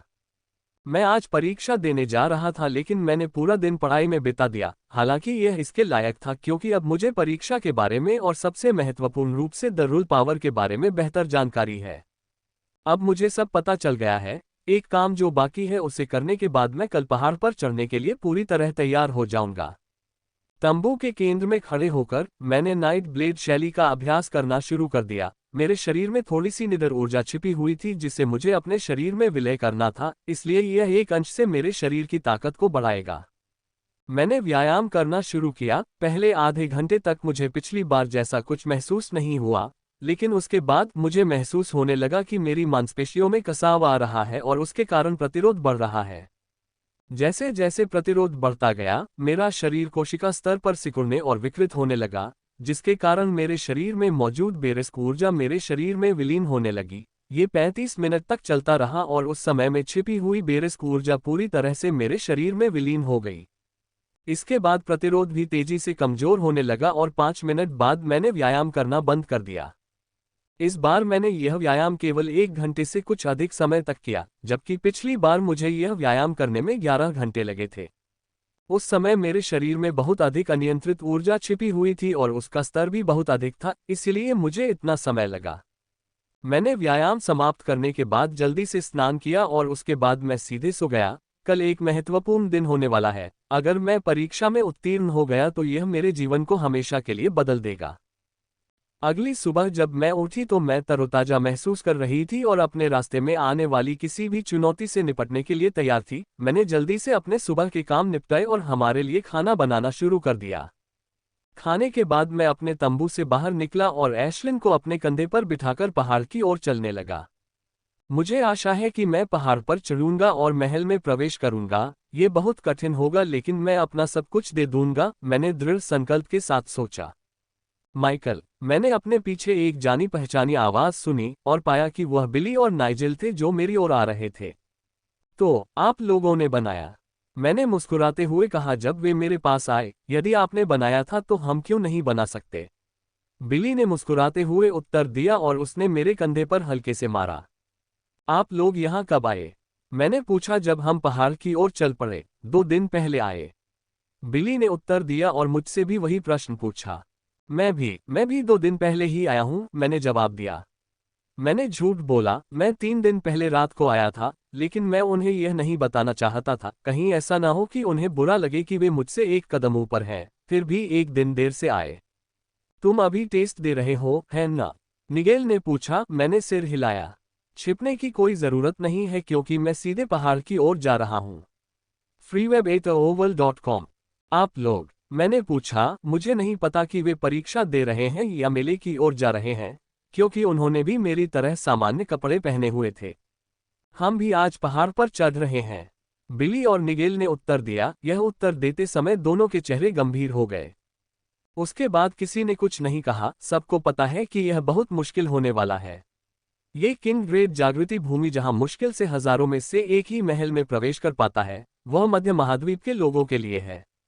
यदि यह उनके लिए इतना कठिन है तो मैं कल्पना नहीं कर सकता कि यह हमारे लिए कितना कठिन होगा। मैंने जो महसूस किया उसके अनुसार मध्य महाद्वीप से आए ज्यादातर लोगों के पास कम से कम प्रशिक्षु अभिजात वर्ग की शक्ति है। ये सिर्फ सामान्य लोग हैं। अच्छे लोगों के पास सुपर अभिजात वर्ग की शक्ति है और कुछ उससे भी ज्यादा शक्तिशाली हैं। वे मध्य महाद्वीप के सामान्य विकासकर्ता हैं, कुछ निम्न स्तरीय संगठनों से थे जबकि अन्य मेरे जैसे स्वतंत्र साहसी थे। हमारा चलना शांत था और जल्द ही हम पहाड़ की तलहटी में पहुंच गए। यहाँ कोई प्रतिबंध नहीं है, कोई भी व्यक्ति परीक्षण का प्रयास कर सकता है, सिवाय उन लोगों के जो बेहोश हो गए थे और अयोग्य घोषित कर दिए गए थे। पहाड़ के तल में दर्जनों रूनिक चक्र देखे जा सकते हैं और बीच बीच में लोग भी दिखाई देते हैं। ये वे लोग हैं जो पहाड़ पर बेहोश हो गए और अयोग्य घोषित कर दिए गए। यदि कोई व्यक्ति आधे घंटे से अधिक समय तक असफल रहता है तो उसे सीधे टेलीपोर्ट कर दिया जाएगा और अयोग्य घोषित कर दिया जाएगा, और यदि वह इसमें प्रवेश करने का प्रयास करता है तो उसे सामान्य लोगों की तुलना में 3 गुना अधिक दबाव का सामना करना पड़ेगा। परीक्षण का समय 1 दिन का है। 1 दिन में व्यक्ति को इस पर्वत पर पूरी तरह से चढ़ना होता है। यदि दिन समाप्त होने पर भी कोई पर्वत पर है तो वह अयोग्य घोषित कर दिया जाएगा। यदि आप अयोग्य घोषित नहीं होना चाहते हैं तो आपको पुनः प्रयास करने के लिए दिन के समय में ही पहाड़ से नीचे उतरना होगा। यदि यह बिना किसी दबाव वाला सामान्य पर्वत होता तो मुझे ऊपर चढ़ने में लगभग 45 मिनट लगते और नीचे उतरने में इसका आधा समय लगता, लेकिन अफसोस कि यह सामान्य पर्वत नहीं है। पहाड़ की चोटी तक पहुंचने और परीक्षा पास करने के लिए 2712 पर्वतों पर चढ़ना पड़ता है। प्रत्येक परीक्षा के साथ शारीरिक और मानसिक दबाव में थोड़ी वृद्धि होती है। मैंने जो जानकारी पढ़ी है उसके अनुसार शारीरिक दबाव को सहना बहुत आसान है, लेकिन मानसिक दबाव ही है जो 90% से अधिक प्रतिभागियों को इससे दूर रखता है। यदि ये केवल शारीरिक दबाव का परीक्षण होता तो 90% से अधिक प्रतिभागी आसानी से इस परीक्षण में उत्तीर्ण हो जाते। जानकारी के अनुसार लगभग 80% लोग 1000 सीढ़ियां चढ़ने से पहले ही बाहर हो गए। शेष 20% में से केवल 3% से 4% ही 2000वीं सीढ़ी तक पहुंच पाए, और जो लोग पड़ाव तक पहुंचे वे 0.1% से भी कम थे। ये 0.1% से भी कम लोगों की संख्या है जो शीर्ष तक पहुंच सकते हैं। ये हमारे लिए कितनी कठिन परीक्षा है। जब हम तीनों पहाड़ के तारों की ओर बढ़ रहे थे तो बिली और नाइजेल दोनों ने आश्चर्य से मेरी ओर देखा। तुम अपने राक्षस को भी ला रहे हो? बिली ने आश्चर्य से पूछा। हाँ, मुझे लगता है कि परीक्षा पास करने की उसकी संभावना मुझसे बेहतर है, मैंने जवाब दिया। हाँ हाँ हाँ हाँ, ये सुनकर दोनों हंसने लगे मानो मैंने सबसे बड़ा चुटकुला सुना दिया हो। मुझे उनकी प्रतिक्रिया देखकर आश्चर्य नहीं हुआ, क्योंकि बहुत कम लोग होंगे जो उनकी तरह प्रतिक्रिया नहीं करेंगे। चबाओ चबाओ। एशलिन की गुस्से भरी चहचहाहट सुनी जा सकती थी जब उसने उन 2 लोगों को देखा जो उस पर हंस रहे थे, और गोल-मटोल पक्षी को गुस्से में देखकर वे और भी हंसे। राक्षस भी परीक्षा दे सकते हैं और उन्हें भी हमारे जैसा ही दबाव सहना पड़ता है, लेकिन बहुत से लोग इसे नहीं लाते हैं। राक्षसों का उत्तीर्ण प्रतिशत मानव से 10 गुना कम है। राक्षसों का शरीर जन्म से ही मजबूत होता है जिसकी तुलना मनुष्य कभी नहीं कर सकता, लेकिन राक्षसों का मानसिक स्तर मनुष्यों से कमजोर माना जाता है। यही कारण है कि बहुत कम राक्षस इस परीक्षा को पास कर पाते हैं। मैंने जो पहले कहा वह कोई मजाक नहीं है। मैं सचमुच मानता हूं कि एशलिन के पास परीक्षा पास करने के लिए मुझसे बेहतर अवसर हैं, क्योंकि वह कितनी जिद्दी और दृढ़ है। पहाड़ की पहली सीढ़ी पर पहुंचते ही हम सभी गंभीर हो गए। ये सामान्य पहाड़ी सीढ़ी की तरह लग रही थी। फर्क सिर्फ इतना था कि इस पर रंग धागे खुदे हुए थे। पहाड़ के हर हिस्से पर रून खुदे हुए देखे जा सकते हैं। ये रून ही वह कारण है जिनके कारण हम इस पर चलते हुए मानसिक और शारीरिक दबाव महसूस करते हैं। आप दोनों को शुभकामनाएं, मैंने नाइजेल और बिली से कहा और अपने पैर पहाड़ की पहली सीढ़ी पर रख दिए। पहाड़ की पहली सीढ़ी पर चढ़ते समय मुझे कुछ भी महसूस नहीं हुआ, ऐसा लगा जैसे मैं सामान्य सीढ़ी पर कदम रख रहा हूं। क्या आप लोगों को कुछ महसूस हुआ? उन्होंने सिर हिलाकर कहा, नहीं, लेकिन चारों ओर देखने पर मैंने पाया कि बहुत कम लोग ही हमारी तरह आश्चर्यचकित थे, जबकि अन्य लोग इसे सामान्य बात मान रहे थे। मैंने बिली और निगेल के साथ सीढ़ियां चढ़ना शुरू किया। पहले कुछ कदमों पर मुझे कुछ भी महसूस नहीं हुआ, लेकिन 7वीं सीढ़ी चढ़ने के बाद मुझे दबाव महसूस होने लगा। ये पंख की तरह बहुत हल्का था, अगर कोई इसे न देखे तो इसका पता नहीं चल पाता। यह मानसिक और शारीरिक दोनों प्रकार से है और जैसे जैसे मैं आगे बढ़ता गया, ये धीरे धीरे बढ़ता गया। अभी तो ये दबाव कुछ भी महसूस नहीं हो रहा था, लेकिन अगर यह इसी गति से बढ़ता रहा तो मैं कल्पना कर सकता हूं कि कुछ 100 कदम चलने के बाद ये कितना कठिन हो गया होगा। क्या आपने तय कर लिया है कि आप किस नियम शक्ति के लिए जा रहे हैं? बिली ने पूछा। उसकी आंखें सपनों से भरी थीं, शायद वह उस नियम की कल्पना कर रहा था जिसे वह समझने जा रहा है। मैंने उसके प्रश्न पर अपना सिर हिलाया। मेरे पास इतने सारे विकल्प हैं कि मैं निर्णय नहीं ले पा रहा हूं, मैंने उत्तर देते हुए कहा। लेकिन महल में प्रवेश करने के लिए हमें पहले पहाड़ पर चढ़ना होगा, मैंने सीढ़ियों की ओर देखते हुए कहा। मुझे पहले पहाड़ पर चढ़ने के बारे में सोचना होगा, उसके बाद ही मैं ये सोच पाऊंगा कि मुझे कौन सी नियम शक्ति समझनी चाहिए। जब मैं कल नियम शक्ति के बारे में पढ़ रहा था तो मैंने सोचा कि अगर मैं पहाड़ पर चढ़ने में सक्षम हो जाऊं तो मुझे कौन सी नियम शक्ति समझनी चाहिए। महल में 237 नियम वस्तुएं हैं जो 237 विभिन्न नियम शक्तियों का प्रतिनिधित्व करती हैं। कुछ को समझना आसान है जबकि अन्य को समझना कठिन है। नियमों को मुख्य रूप से 3 प्रकारों में विभाजित किया गया है। नियम की शक्ति के अनुसार स्तर 1, स्तर 2 और स्तर 3, लेकिन यह वर्गीकरण अप्रचलित नहीं है। लेवल 3 सबसे कमजोर है जबकि लेवल 1 सबसे ऊंचा नियम है। मूल तत्व जल, अग्नि, पृथ्वी और वायु लेवल 3 नियमों में शामिल हैं, लेकिन उनके शक्तिशाली रूप और मिश्रण जैसे नियम समुद्र जो जल तत्व का रूप है और थंडर जो अग्नि और वायु का मिश्रण है, लेवल 2 नियमों में शामिल हैं। सामान्यतः हथियार से संबंधित सभी नियम स्तर 2 नियमों में शामिल हैं। एक अन्य अवधारणा और भौतिक प्रकार के नियम जैसे काटना, हैकिंग, गति, शक्ति, भ्रम, मृगतृष्णा सभी स्तर 2 नियमों में शामिल हैं। कुछ भिन्नता और नियमों के सम्मिलन में स्तर 3 नियमों के करीब पहुंचने की क्षमता है, लेकिन बहुत कम लोग कुछ नियमों को समझ सकते हैं।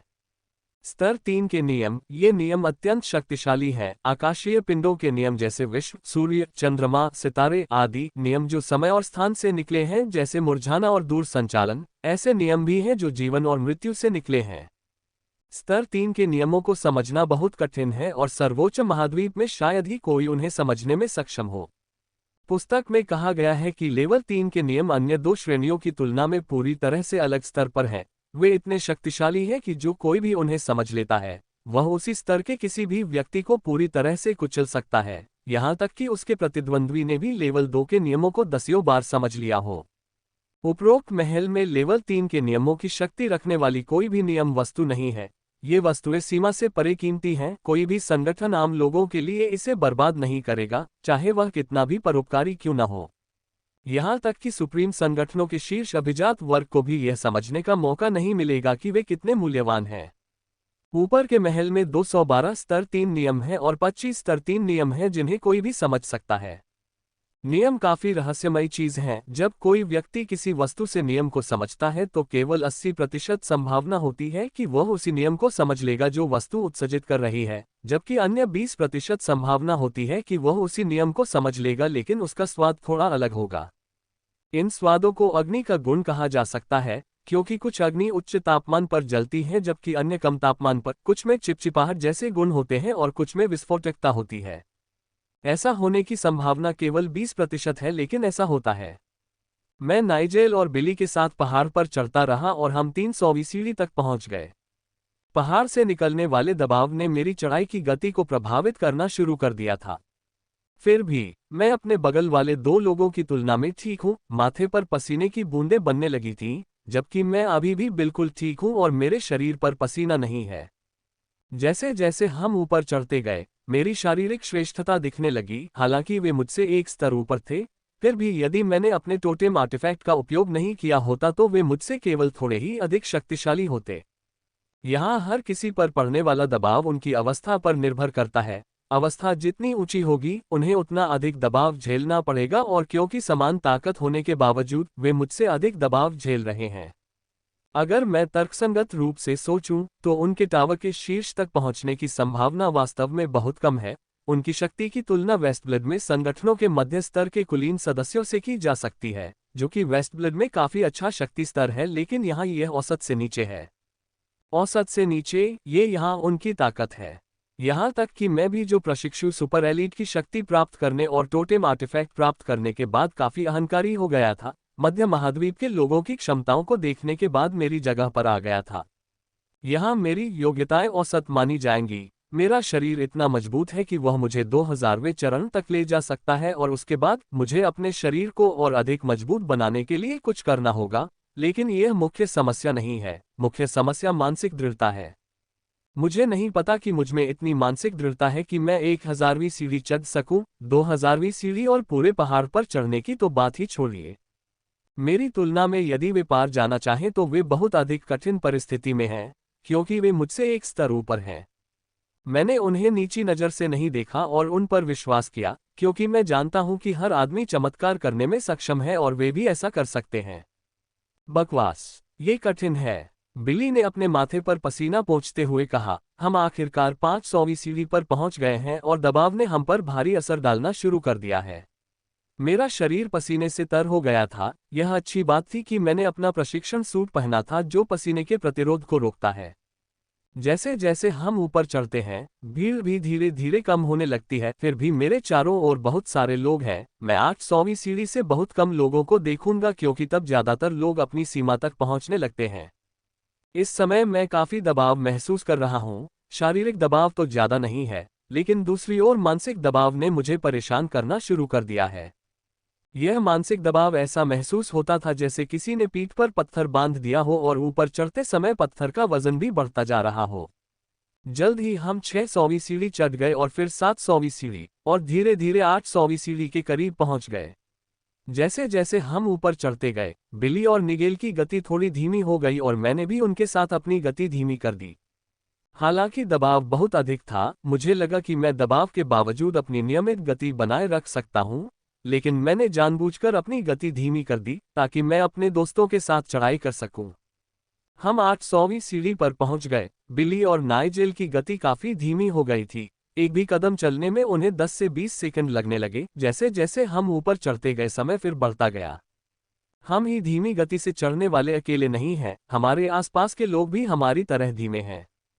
कुछ तो सीधे सीढ़ियों पर ही बैठ गए। ये देखकर मैंने अपना सिर हिला दिया। मैंने सोचा कि वे पहले ही अपनी इच्छाशक्ति खो चुके हैं। मेरे अनुसार बैठना सबसे बड़ा निषेध है, क्योंकि एक बार कोई व्यक्ति सीढ़ियों पर बैठ जाता है तो वह धीरे धीरे चढ़ने की इच्छा शक्ति खोने लगता है और अधिक आराम करना चाहता है। जैसे जैसे वह अधिक आराम करता है, उतनी ही अधिक उसकी इच्छा शक्ति कम होती जाती है। अंततः वह पहाड़ पर चढ़ने की इच्छा शक्ति भी खो देता है और उसके पास नीचे उतरने और पुनः प्रयास करने के अलावा कोई विकल्प नहीं होता है। अंततः हम 900वीं सीढ़ियां चढ़ गए और जब मैंने चारों ओर देखा तो पाया कि हमारे चारों ओर की आधी से अधिक भीड़ छट चुकी थी, लेकिन अभी भी हजारों लोग हमारे चारों ओर चढ़ रहे थे। माइकल, तुम्हें आगे बढ़ना चाहिए, हमारी वजह से तुम अपनी गति धीमी कर रहे हो, निगेल ने अचानक कहा।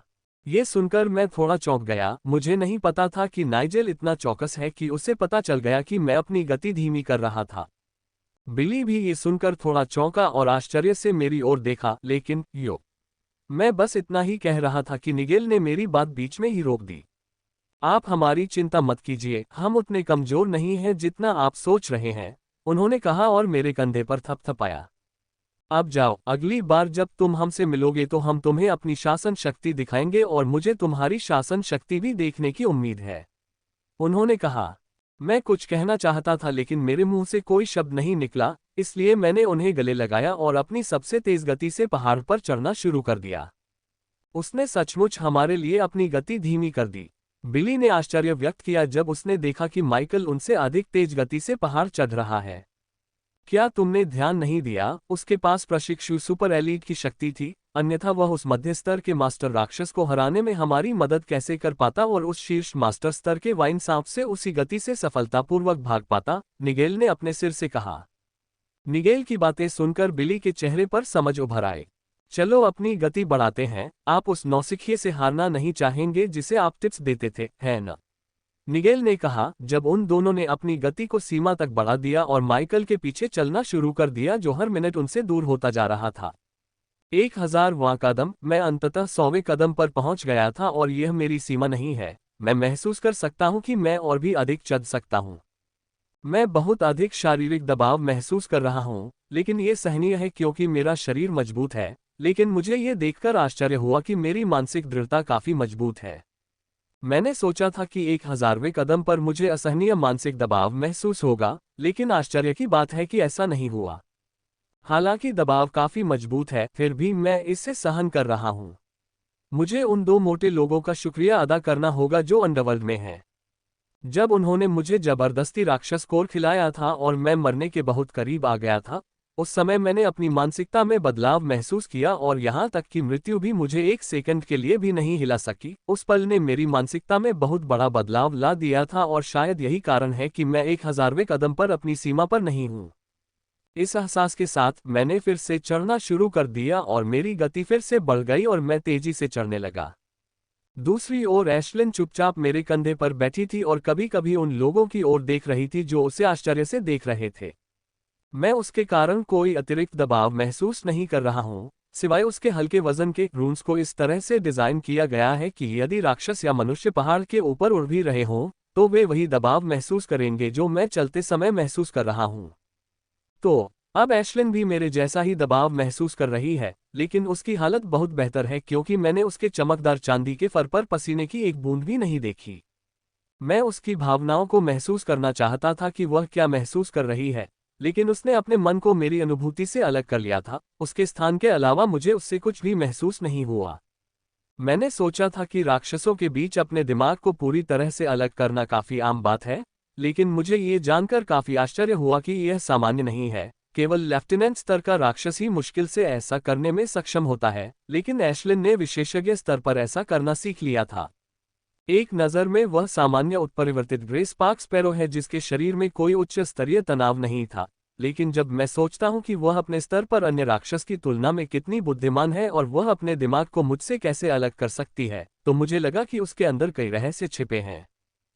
जब से मैंने चलना शुरू किया था, मैंने 50 से अधिक राक्षसों को अपने साथी के साथ चलते हुए नहीं देखा था और जैसे जैसे मैं ऊपर चढ़ता गया, मैं केवल राक्षसों को और उन्हें ही देख पा रहा था। अपनी कमजोर मानसिक शक्ति के कारण राक्षस हजारों मनुष्यों की तुलना में बहुत दुर्लभ हैं। प्रकृति निष्पक्ष है और दुनिया में हर प्राणी की अपनी ताकत और कमजोरी होती है। राक्षसों का शरीर मजबूत होता है लेकिन दिमाग कमजोर होता है। अगर उनका दिमाग भी मजबूत होता तो इंसानों का राक्षसों द्वारा सदियों पहले ही सफाया कर दिया गया होता।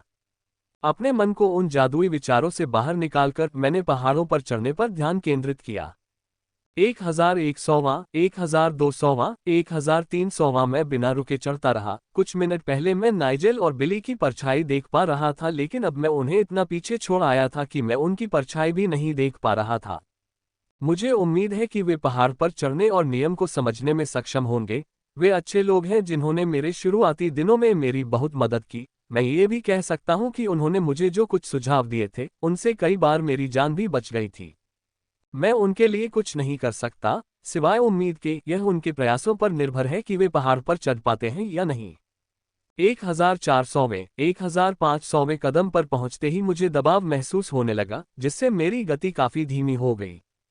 अब मुझे ऐसा महसूस हो रहा था जैसे किसी चीज ने पत्थरों से भरी उस प्रागैतिहासिक गाड़ी को मेरे शरीर और आत्मा से जोड़ दिया है और मैं उसे खींचते हुए पहाड़ पर चढ़ रहा हूँ। जितना मैं ऊपर चढ़ता हूँ, वह गाड़ी उतनी ही भारी होती जाती है। बढ़ते दबाव को देखकर मेरे मन में हार मानने के कई विचार आए, लेकिन मैंने इसे प्रभावी ढंग से दबा दिया। मैं इस पर्वत पर चढ़ूंगा, चाहे मुझे कितनी भी मेहनत करनी पड़े या कितनी भी कीमत चुकानी पड़े। मैं इस पर चढ़ूंगा, चाहे कुछ भी हो। 16,000वां, 1,700वां, 1,800वां। जब मैंने 1,800वां कदम छुआ, मुझे लगा जैसे मैं सचमुच अपनी सीमा तक पहुंच गया हूं। हर कदम उठाना कठिन से कठिन होता जा रहा था। मेरी गति घोंघे जितनी धीमी है क्योंकि मुझे हर कदम उठाने में 1 मिनट लग रहा है। मेरा पूरा शरीर पसीने से तर हो गया था और मुझ में अपनी आस्तीन को साफ करने के लिए उठाने की ऊर्जा नहीं थी। मैंने उसे जमीन पर गिरा दिया। चबाओ चबाओ। जैसे ही मैं एक कदम आगे बढ़ा रहा था, मैं आगे बढ़ने से पहले 1 मिनट के लिए रुकने के बारे में सोच रहा था, लेकिन मैंने अधिक समय लिया और थकान के कारण सहज रूप से बैठने ही वाला था कि मेरे कानों के पास जोर से चींची की आवाज सुनाई दी। उस चहचहाहट ने मुझे बिना थके अचानक चकित कर दिया और तुरंत सीधा कर दिया। मैंने एक आह भरते हुए सोचा कि मैंने लगभग हार मान ली थी। मुझे स्पष्ट रूप से पता था कि मेरे बैठने के बाद क्या होगा। मुझे धीरे धीरे नीचे उतरना होगा और अगले दिन कोशिश करने के बारे में सोचते हुए पहाड़ से नीचे उतरना होगा, लेकिन यह असंभव हो गया होगा। ऐसा कहा जाता है कि दूसरी बार परीक्षा देने वाले के पास परीक्षा पास करने की संभावना बहुत कम होती है। उन पर दबाव नहीं बढ़ता, उन्हें दबाव उतना ही सहन करना पड़ता है, लेकिन किसी कारण से दूसरी बार परीक्षा देने वाला व्यक्ति शायद ही कभी परीक्षा पास कर पाता है। इसीलिए कई लोगों को सीनियर्स पहले प्रयास में ही परीक्षा पास करने की सलाह देते थे। मैंने भी यह सलाह कई बार बातचीत सुनते हुए सुनी थी। धन्यवाद एशलिन, मैंने कहा और फिर से सीढ़ियां चढ़ना शुरू करने से पहले उसे प्यार से सहलाया। अब चाहे कुछ भी हो जाए, मैं आराम के लिए नहीं रुकूंगा। इस बार यदि एशलिन की चहचहाहट न होती तो मैं निश्चित रूप से हार जाता और दोबारा परीक्षा पास करने की मेरी संभावना बहुत कम होती। मैं चढ़ती रही और चढ़ती रही। जब भी मैं हार मानने के बारे में सोचती तो मैं उस स्थिति के बारे में सोचती जब उन दो मोटे लोगों ने मुझे जबरदस्ती खाना खिलाया था और कैसे मैंने हर पल जीने के लिए संघर्ष किया था। दृढ़ता के इस विचार के साथ मैं नए जोश के साथ सीढ़ियां चढ़ता रहा। चाहे मुझे कितना भी दबाव महसूस हो, मैं हमेशा एक कदम बढ़ाता। कदम कदम एक कदम, मैं एक कदम उठाता रहा, चाहे दबाव कितना भी बड़ा क्यों न हो। मैं डटा रहा और इस बार मैंने ये भी नहीं देखा कि मैं कौन सा कदम उठा रहा हूं या मेरे आसपास कौन है। मेरे दिमाग में केवल यही बात थी कि जो कदम मेरे सामने है, मैं एक के बाद एक कदम उठाता रहा, बिना इस बात की परवाह किए कि मैं कितना दबाव महसूस कर रहा था और मेरा शरीर कितना पसीने से तर हो गया था। मैंने अंततः रुक गया। मैंने तब रुका जब मुझे लगा कि मैं शारीरिक और मानसिक दोनों रूप से अपनी सीमा तक पहुंच गया हूं। वास्तव में मेरे शरीर पर इतना दबाव है कि मेरी नाक और कान से खून बह रहा है और अगर मैंने अपने शरीर को इसी दबाव में रखा तो जल्द ही मेरी आंखों से भी खून बहने लगेगा। जब मैं देखता हूं कि मैं किस नंबर की सीढ़ी पर खड़ा हूं, तो मैं हैरान हुए बिना नहीं रह पाता। 2136वीं सीढ़ी। मैंने सोचा था कि मैं अधिकतम 1900 सीढ़ियां चढ़ूंगा, लेकिन मैं 100 सीढ़ियां और चढ़ गया था। मैं तुरंत अपनी खुशी से बाहर आया और सामने देखा, अभी करीब 600 सीढ़ियां चढ़नी बाकी थीं और मैं अपनी सीमा तक पहुंच चुका था। यदि मैं फिर से कदम बढ़ाना शुरू कर दूं, तो मानसिक दबाव की बात तो भूल ही जाए, केवल शारीरिक दबाव ही मुझे नुकसान पहुंचाना शुरू कर देगा। मेरे पास मध्य महाद्वीप से आने वाले लोगों की तरह कोई गुप्त विधि नहीं है जो मुझे मानसिक और शारीरिक दबाव को कम करने में मदद कर सके और मेरे पास कोई कौशल नहीं है जिसका मैं उपयोग कर सकूं। मैं केवल एक ही चीज जानता हूं जो मुझे शारीरिक और मानसिक दोनों रूप से मदद कर सकती है, और वह है सुप्रीम कॉम्बैट एक्सरसाइज। यही एकमात्र चीज है जो मुझे दृढ़ रहने में मदद कर सकती है और मेरी मानसिक और शारीरिक शक्ति को इतना मजबूत बना सकती है कि मैं बाकी 600 सीढ़ियां चढ़ सकूं। मैंने इस बारे में कल ही विस्तार से सोचा था। यह एकमात्र ऐसी चीज है जो मदद कर सकती है, लेकिन प्रसारित करना बहुत कठिन है। जब से प्रतिरोध शुरू हुआ है, मैंने शायद ही कभी प्रसारित किया हो, क्योंकि प्रसारित करते समय मुझे ब्लॉगिंग प्रतिरोध का अनुभव हुआ था। पिछली बार जब मैं परिसंचरण में सक्षम था, तो यह मेरे जीवन का सवाल बन गया था, जबकि यह समय मेरे भविष्य का है। ये 600 कदम उस सपने को पूरा करने में मदद करेंगे जो मैं बचपन से देख रहा था। League of legends. मध्य महाद्वीप के बारे में सुनने के बाद ये प्रतियोगिता नीरस लग सकती है, लेकिन मेरे मन में यह अभी भी महत्वपूर्ण है। मैं आमतौर पर सोचता था कि लीग ऑफ लीजेंड में भाग लेना मेरे लिए पर्याप्त है, लेकिन मैं अंदर से जानता था कि मैं सिर्फ भाग नहीं लेना चाहता, बल्कि जीतना चाहता हूं, और यह इच्छा वेस्टब्लिड सिटी प्रतियोगिता में मेरी भयानक हार के बाद से मेरे अंदर उबल रही थी। मैं किसी और पर नहीं बल्कि खुद पर ही कमजोर होने के लिए गुस्सा हूं। अगर मैं थोड़ा सा मजबूत होता तो मैं इतनी स्पष्ट रूप से नहीं हारता, और अगर मैंने शुरू से ही थोड़ी मेहनत की होती तो मेरे पास जीतने का मौका होता। वेस्टब्लिड सिटी प्रतियोगिता लीग ऑफ लेजेंड्स के सामने कंकड़ है, जो एक पहाड़ है। इस बार लीग ऑफ लीजेंड बहुत भव्य होने जा रहा है। मुझे यकीन है कि जो लोग वेस्टब्लिड और अन्य शहरों से इस क्षेत्र में प्रवेश करना शुरू करेंगे, उनमें से कम 10 लाख लोग इस जागृत भूमि में प्रवेश करेंगे और उनमें से कुछ 100 लोग महल तक पहुंचने में सक्षम होंगे। इनमें से आधे लोग निश्चित रूप से लीग ऑफ लेजेंड्स में प्रवेश करेंगे। ऐसे इवॉल्वर्स से लड़ना एक वास्तविक चुनौती होगी। ये सोचकर बिना किसी हिचकिचाहट के मैंने कॉर्पोरल स्टेज राक्षस के कोर का एक टुकड़ा निकाला और उसे खा लिया।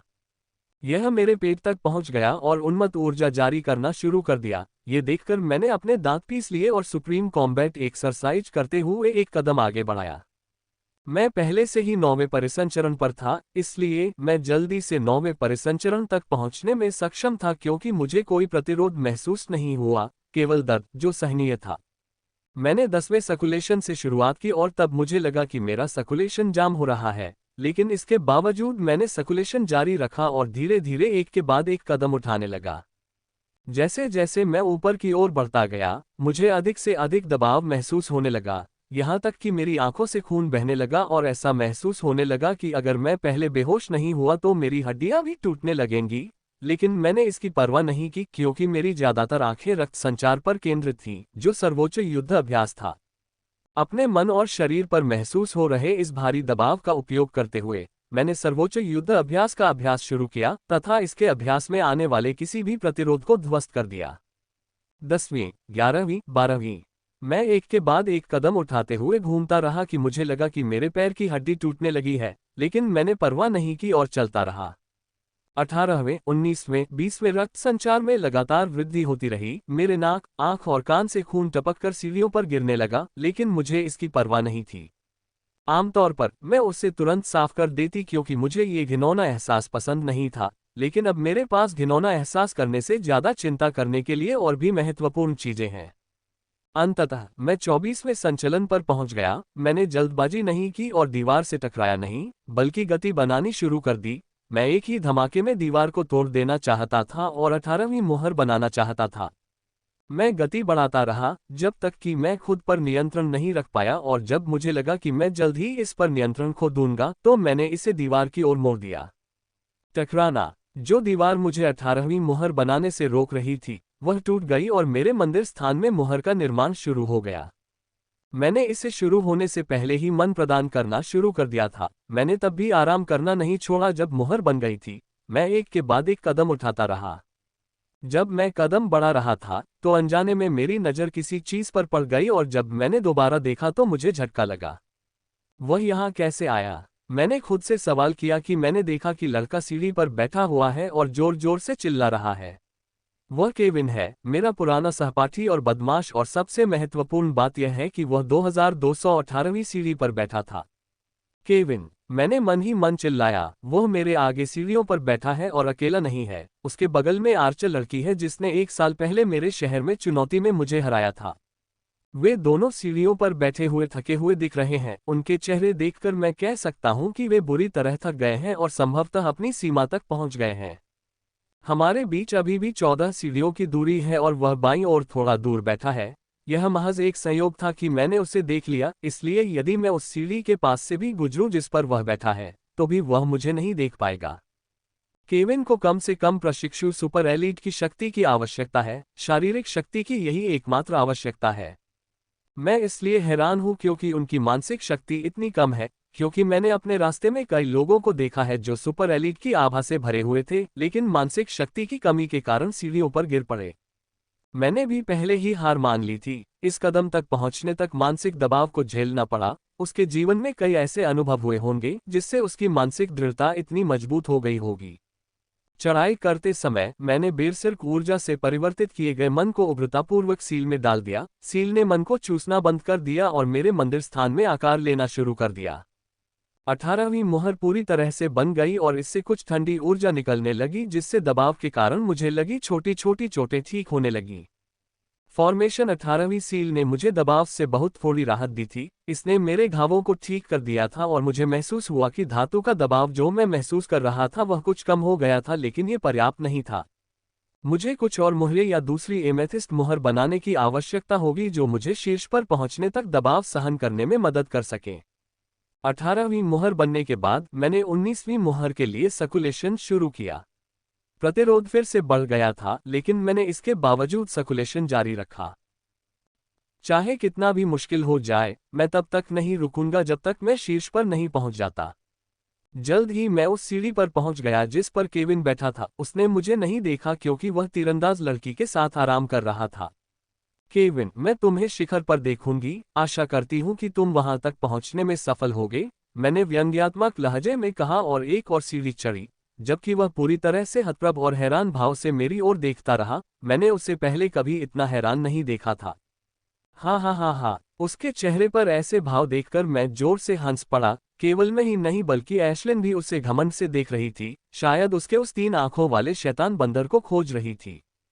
जबकि केविन अभी भी अचंभित होकर मेरी ओर देखता रहा, मैं सर्वोच्च युद्ध अभ्यास करते हुए एक के बाद एक कदम बढ़ाता रहा। केविन, वह थोड़ा परिचित लग रहा था, वह कौन है? रेन ने पूछा, लेकिन उसे कोई जवाब नहीं मिला क्योंकि केविन अभी भी माइकल को यहाँ और ऊपर चढ़ते देखकर हैरान नहीं हुआ था। केविन, जब रेन ने जोर से चिल्लाकर उसके कंधे को हिलाया, तब उसे होश आया। याद है 1 साल पहले जब हम मेरे शहर से गुजरे थे तो वहां हमारी कोई खास प्रतिस्पर्धा नहीं थी? केविन ने पूछा। हाँ, मुझे याद है, रेन ने जवाब दिया। ठीक है, वह एक लड़का है जिसने तुम्हारे बाद अधिकांश राक्षसों को मार डाला, केविन ने एक आह के साथ कहा। जब भी वह उस क्षण और अन्य क्षणों के बारे में सोचता है, जैसे कि जब माइकल ने उसे बुरी तरह पीटा था, तो उसका खून खौल उठता है। ये सुनकर कि माइकल की अस्पष्ट छवि वर्षा के मन में आई, वह माइकल को पहचान नहीं पाए क्योंकि उसका चेहरा खून से लथपथ था, जो 2000वें कदम के बाद असामान्य नहीं है। हाँ, अब मुझे याद आ गया। क्या ये वही नहीं है जिसके बारे में तुमने कहा था कि तुम उसके घमंडी चेहरे को पीटना चाहते हो, और वही है जिसने स्कूल में तुम्हें बहुत परेशान किया था? रेन ने उसके कंधे को धीरे से सहलाते हुए कहा। यदि माइकल ने रेन की बातें सुनी होती तो उनकी प्रतिक्रिया काफी अलग होती, क्योंकि उन्हें वे क्षण काफी अलग तरह से याद होते।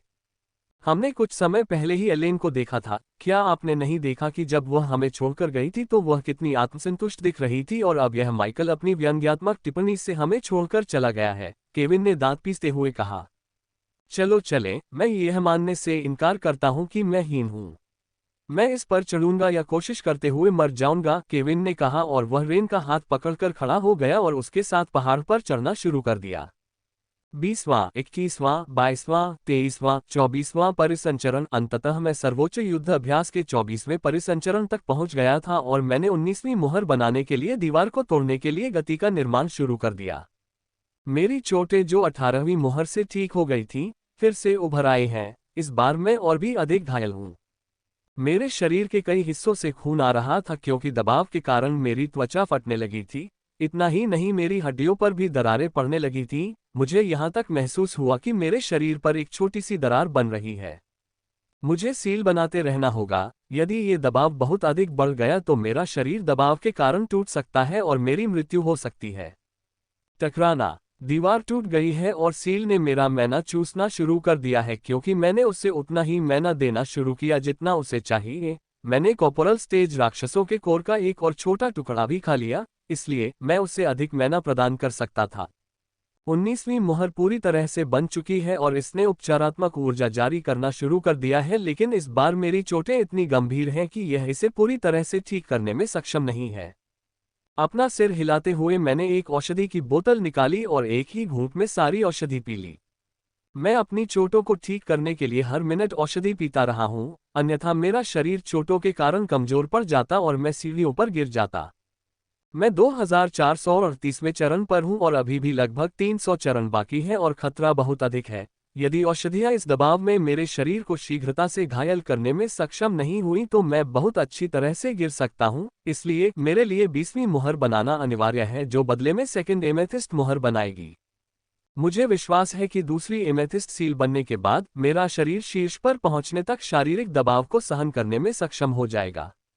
जहां तक मानसिक दबाव की बात है, मुझे लगता है कि ये दूसरी एमेथिस्ट सील निश्चित रूप से मेरी मानसिक ऊर्जा में बदलाव लाएगी। मुझे केवल इसका एहसास है, लेकिन मैं निश्चित नहीं हूं। समय आने पर मैं इसे देखूंगा। मैं औषधि पीते हुए और सर्वोच्च युद्ध अभ्यास प्रसारित करते हुए एक कदम आगे बढ़ाता रहा, जिससे मुझे और भी अधिक प्रतिरोध महसूस हो रहा है।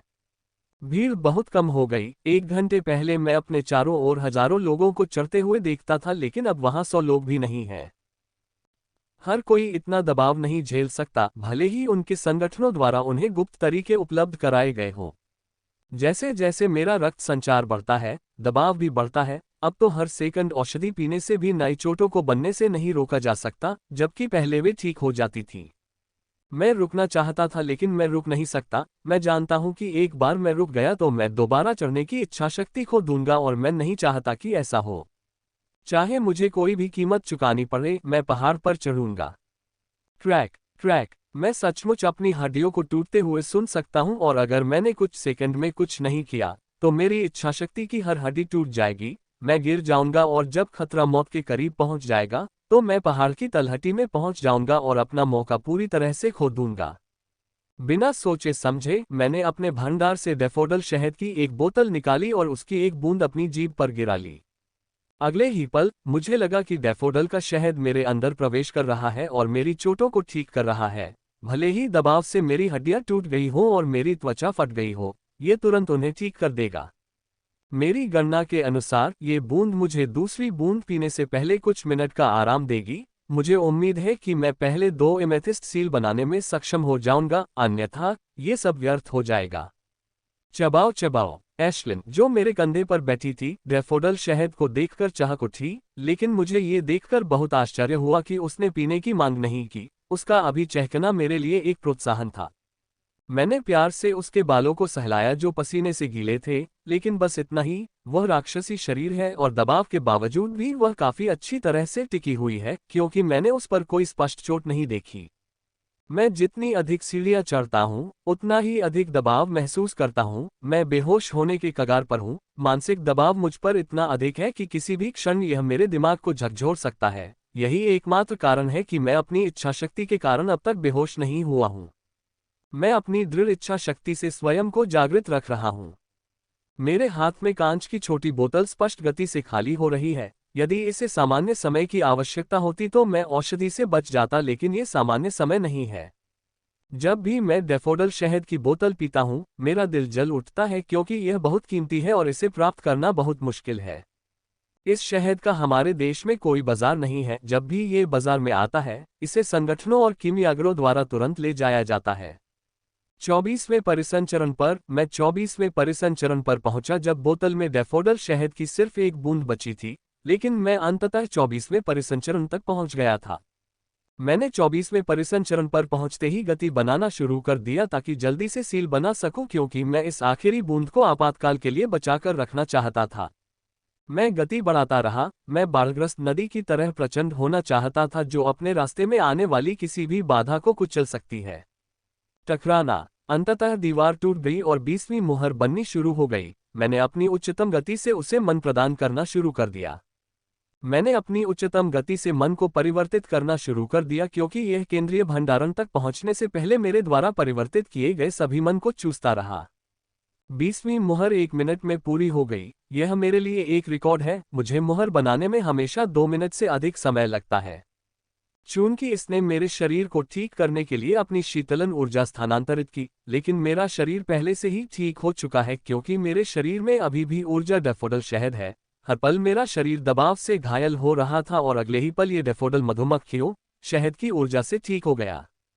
जल्द ही सील ने मेरे शरीर को उपचार ऊर्जा देना बंद कर दिया और फिर मैं अंततः आने का इंतजार कर रहा था। मंदिर स्थान में 10 मुहरें घूमने लगीं और मन को चूसने लगीं, जिसे मैं परिवर्तित कर रहा था। मेरे शरीर में कोर के छेद को देखते हुए पर्याप्त नहीं होगा। मैं कॉर्पोरल स्तर के राक्षस का पूरा कोर निकालता हूं। कॉर्पोरल स्टेज राक्षस का एकमात्र पूर्ण कोर मुझे एमेथिस्ट सील बनाने के लिए पर्याप्त मन प्रदान करने के लिए पर्याप्त होगा। जब मैं एमेथिस्ट सील को मान प्रदान कर रहा था, तब मैं पहाड़ पर चढ़ भी रहा था। मैंने न इधर उधर देखा, न ही आगे की ओर देखा। मैंने केवल उस सीढ़ी को देखा जो मेरे सामने थी और कुछ नहीं। Free web novel CM। 10 मुहरें तेजी से घूम रही हैं और विलय के करीब पहुंच रही हैं, जबकि उनके मन की भूख भी इतनी बढ़ गई है कि मैं मुश्किल से उन्हें ये प्रदान कर पा रहा हूं। विलय पूरा होने से पहले ये कई मिनट तक बढ़ता रहा और जब मैंने अपने पेट के अंदर देखा तो पाया कि कॉर्पोरल चरण का कोर बमुश्किल ही बचा था। यदि चूसने की क्षमता और अधिक कम हो जाती तो मुझे नया कोर खाना पड़ता। डैफोडिल मधुमक्खियों के शहद की ऊर्जा लगभग समाप्त हो चुकी है और मैं महसूस कर सकता हूं कि मेरे शरीर में चोटें बन रही हैं, लेकिन मैं चिंतित नहीं हूं क्योंकि एमेथिस्ट सील बन चुकी है, ये किसी भी समय अपनी उपचारात्मक ऊर्जा जारी कर सकती है। जैसे ही मैंने सोचा कि एमेथिस्ट सील ने अपनी उपचारात्मक ऊर्जा जारी की है, मुझे अपने पूरे शरीर में ठंडक महसूस हुई क्योंकि मेरी चोटें 1 मिनट में ठीक हो गईं। इतना ही नहीं, मैं महसूस कर सकता हूं कि मेरे शरीर का हर हिस्सा मजबूत और मजबूत हो रहा है। सबसे महत्वपूर्ण बात यह थी कि मानसिक दबाव जो मुझे होश में लाने से बस कुछ ही पल दूर था, थोड़ा हल्का होने लगा था। ये कुछ मिनट तक चलता रहा और जब मैं सामान्य हो गया तो मुझे लगा कि मुझमें काफी ताकत आ गई है। हौंफना, मेरे शरीर से एक जोरदार आह निकली, मेरे शरीर और मन में परिवर्तन महसूस करने के कारण नहीं, बल्कि आगे देखने के कारण, क्योंकि मैंने खुद को राजसी महल के सामने पाया। यह मेरे जीवन में अब तक देखी गई सबसे सुंदर और सुरुचिपूर्ण वास्तुकला है। यहाँ तक कि फिल्मों में दिखाए गए लोग भी इसे देखने नहीं आ सकते क्योंकि यह बहुत भव्य है। ये महल इतना भव्य है कि इसकी अपनी एक ऐसी आभा है कि कोई भी इसके सामने घुटने टेकने को मजबूर हो जाता है। और सबसे महत्वपूर्ण बात यह है कि मैं परीक्षा पास करने से केवल 10 कदम दूर हूँ। मैंने सोचा था कि मेरे लिए चढ़ने के लिए 100 से कुछ सीढ़ियां रह जाएंगी, लेकिन वहां केवल 10 सीढ़ियां ही थीं, इसलिए बिना इंतजार किए मैंने उस ओर दौड़ना शुरू कर दिया, अपने द्वारा बनाए गए एमेथिस्ट सील की शक्ति से भारी दबाव को सहन करते हुए। धप, मैं मुंह के बल गिर पड़ा। ऐसा इसलिए नहीं हुआ क्योंकि दबाव बहुत ज्यादा था, बल्कि इसलिए कि कोई दबाव नहीं था। 1 मिनट में अपने शरीर और दिमाग दोनों पर बहुत ज्यादा दबाव महसूस कर रहा था और अगले ही पल ये गायब हो गया। हा हा हा हा हा, मैं पास हो गया, मैं अंततः पास हो गया, मैंने कहा और पागलों की तरह हंसने लगा। सर्वश्रेष्ठ उपन्यास पढ़ने के अनुभव के लिए freewebandnovel.com पर जाएं केविन। मैंने मन ही मन चिल्लाया, वह मेरे आगे सीढ़ियों पर बैठा है और अकेला नहीं है, उसके बगल में आर्चर लड़की है जिसने 1 साल पहले मेरे शहर में चुनौती में मुझे हराया था। वे दोनों सीढ़ियों पर बैठे हुए थके हुए दिख रहे हैं। उनके चेहरे देखकर मैं कह सकता हूं कि वे बुरी तरह थक गए हैं और संभवतः अपनी सीमा तक पहुंच गए हैं। हमारे बीच अभी भी 14 सीढ़ियों की दूरी है और वह बाईं ओर थोड़ा दूर बैठा है। यह महज एक संयोग था कि मैंने उसे देख लिया, इसलिए यदि मैं उस सीढ़ी के पास से भी गुजरूं जिस पर वह बैठा है, तो भी वह मुझे नहीं देख पाएगा। केविन को कम से कम प्रशिक्षु सुपर एलीट की शक्ति की आवश्यकता है, शारीरिक शक्ति की यही एकमात्र आवश्यकता है। मैं इसलिए हैरान हूं क्योंकि उनकी मानसिक शक्ति इतनी कम है, क्योंकि मैंने अपने रास्ते में कई लोगों को देखा है जो सुपर एलीट की आभा से भरे हुए थे, लेकिन मानसिक शक्ति की कमी के कारण सीढ़ियों पर गिर पड़े। मैंने भी पहले ही हार मान ली थी। इस कदम तक पहुंचने तक मानसिक दबाव को झेलना पड़ा। उसके जीवन में कई ऐसे अनुभव हुए होंगे जिससे उसकी मानसिक दृढ़ता इतनी मजबूत हो गई होगी। चढ़ाई करते समय मैंने बेरसिक ऊर्जा से परिवर्तित किए गए मन को उग्रतापूर्वक सील में डाल दिया। सील ने मन को चूसना बंद कर दिया और मेरे मंदिर स्थान में आकार लेना शुरू कर दिया। 18वीं मुहर पूरी तरह से बन गई और इससे कुछ ठंडी ऊर्जा निकलने लगी जिससे दबाव के कारण मुझे लगी छोटी छोटी चोटें ठीक होने लगीं। फॉर्मेशन 18वीं सील ने मुझे दबाव से बहुत थोड़ी राहत दी थी। इसने मेरे घावों को ठीक कर दिया था और मुझे महसूस हुआ कि धातु का दबाव जो मैं महसूस कर रहा था वह कुछ कम हो गया था, लेकिन ये पर्याप्त नहीं था। मुझे कुछ और मुहरें या दूसरी एमेथिस्ट मुहर बनाने की आवश्यकता होगी जो मुझे शीर्ष पर पहुंचने तक दबाव सहन करने में मदद कर सके। 18वीं मुहर बनने के बाद मैंने 19वीं मुहर के लिए सर्कुलेशन शुरू किया। प्रतिरोध फिर से बढ़ गया था, लेकिन मैंने इसके बावजूद सर्कुलेशन जारी रखा। चाहे कितना भी मुश्किल हो जाए, मैं तब तक नहीं रुकूंगा जब तक मैं शीर्ष पर नहीं पहुंच जाता। जल्द ही मैं उस सीढ़ी पर पहुंच गया जिस पर केविन बैठा था। उसने मुझे नहीं देखा क्योंकि वह तीरंदाज लड़की के साथ आराम कर रहा था।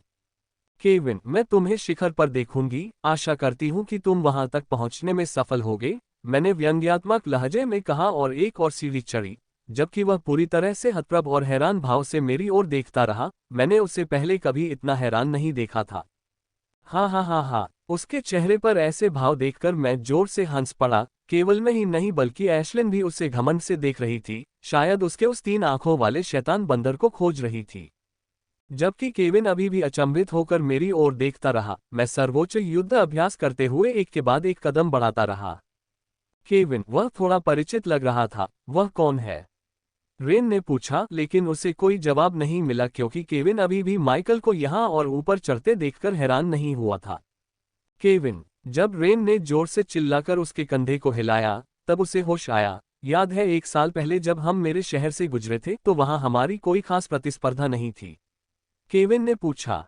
हाँ मुझे याद है, रेन ने जवाब दिया। ठीक है, वह एक लड़का है जिसने तुम्हारे बाद अधिकांश राक्षसों को मार डाला, केविन ने एक आह के साथ कहा। जब भी वह उस क्षण और अन्य क्षणों के बारे में सोचता है, जैसे कि जब माइकल ने उसे बुरी तरह पीटा था, तो उसका खून खौल उठता है। ये सुनकर कि माइकल की अस्पष्ट छवि वर्षा के मन में आई, वह माइकल को पहचान नहीं पाई क्योंकि उसका चेहरा खून से लथपथ था, जो 2000वें कदम के बाद असामान्य नहीं है। हाँ, अब मुझे याद आ गया। क्या ये वही नहीं है जिसके बारे में तुमने कहा था कि तुम उसके घमंडी चेहरे को पीटना चाहते हो, और वही है जिसने स्कूल में तुम्हें बहुत परेशान किया था? रेन ने उसके कंधे को धीरे से सहलाते हुए कहा। यदि माइकल ने रेन की बातें सुनी होती तो उनकी प्रतिक्रिया काफी अलग होती, क्योंकि उन्हें वे क्षण काफी अलग तरह से याद होते। हमने कुछ समय पहले ही एलेन को देखा था। क्या आपने नहीं देखा कि जब वह हमें छोड़कर गई थी तो वह कितनी आत्मसंतुष्ट दिख रही थी, और अब यह माइकल अपनी व्यंग्यात्मक टिप्पणी से हमें छोड़कर चला गया है, केविन ने दांत पीसते हुए कहा। चलो चलें, मैं यह मानने से इनकार करता हूं कि मैं हीन हूं। मैं इस पर चढ़ूंगा या कोशिश करते हुए मर जाऊंगा, केविन ने कहा, और वह रेन का हाथ पकड़कर खड़ा हो गया और उसके साथ पहाड़ पर चढ़ना शुरू कर दिया। 20वां, 21वां, 22वां, 23वां, 24वां परिसंचरण। अंततः मैं सर्वोच्च युद्ध अभ्यास के 24वें परिसंचरण तक पहुंच गया था और मैंने 19वीं मुहर बनाने के लिए दीवार को तोड़ने के लिए गति का निर्माण शुरू कर दिया।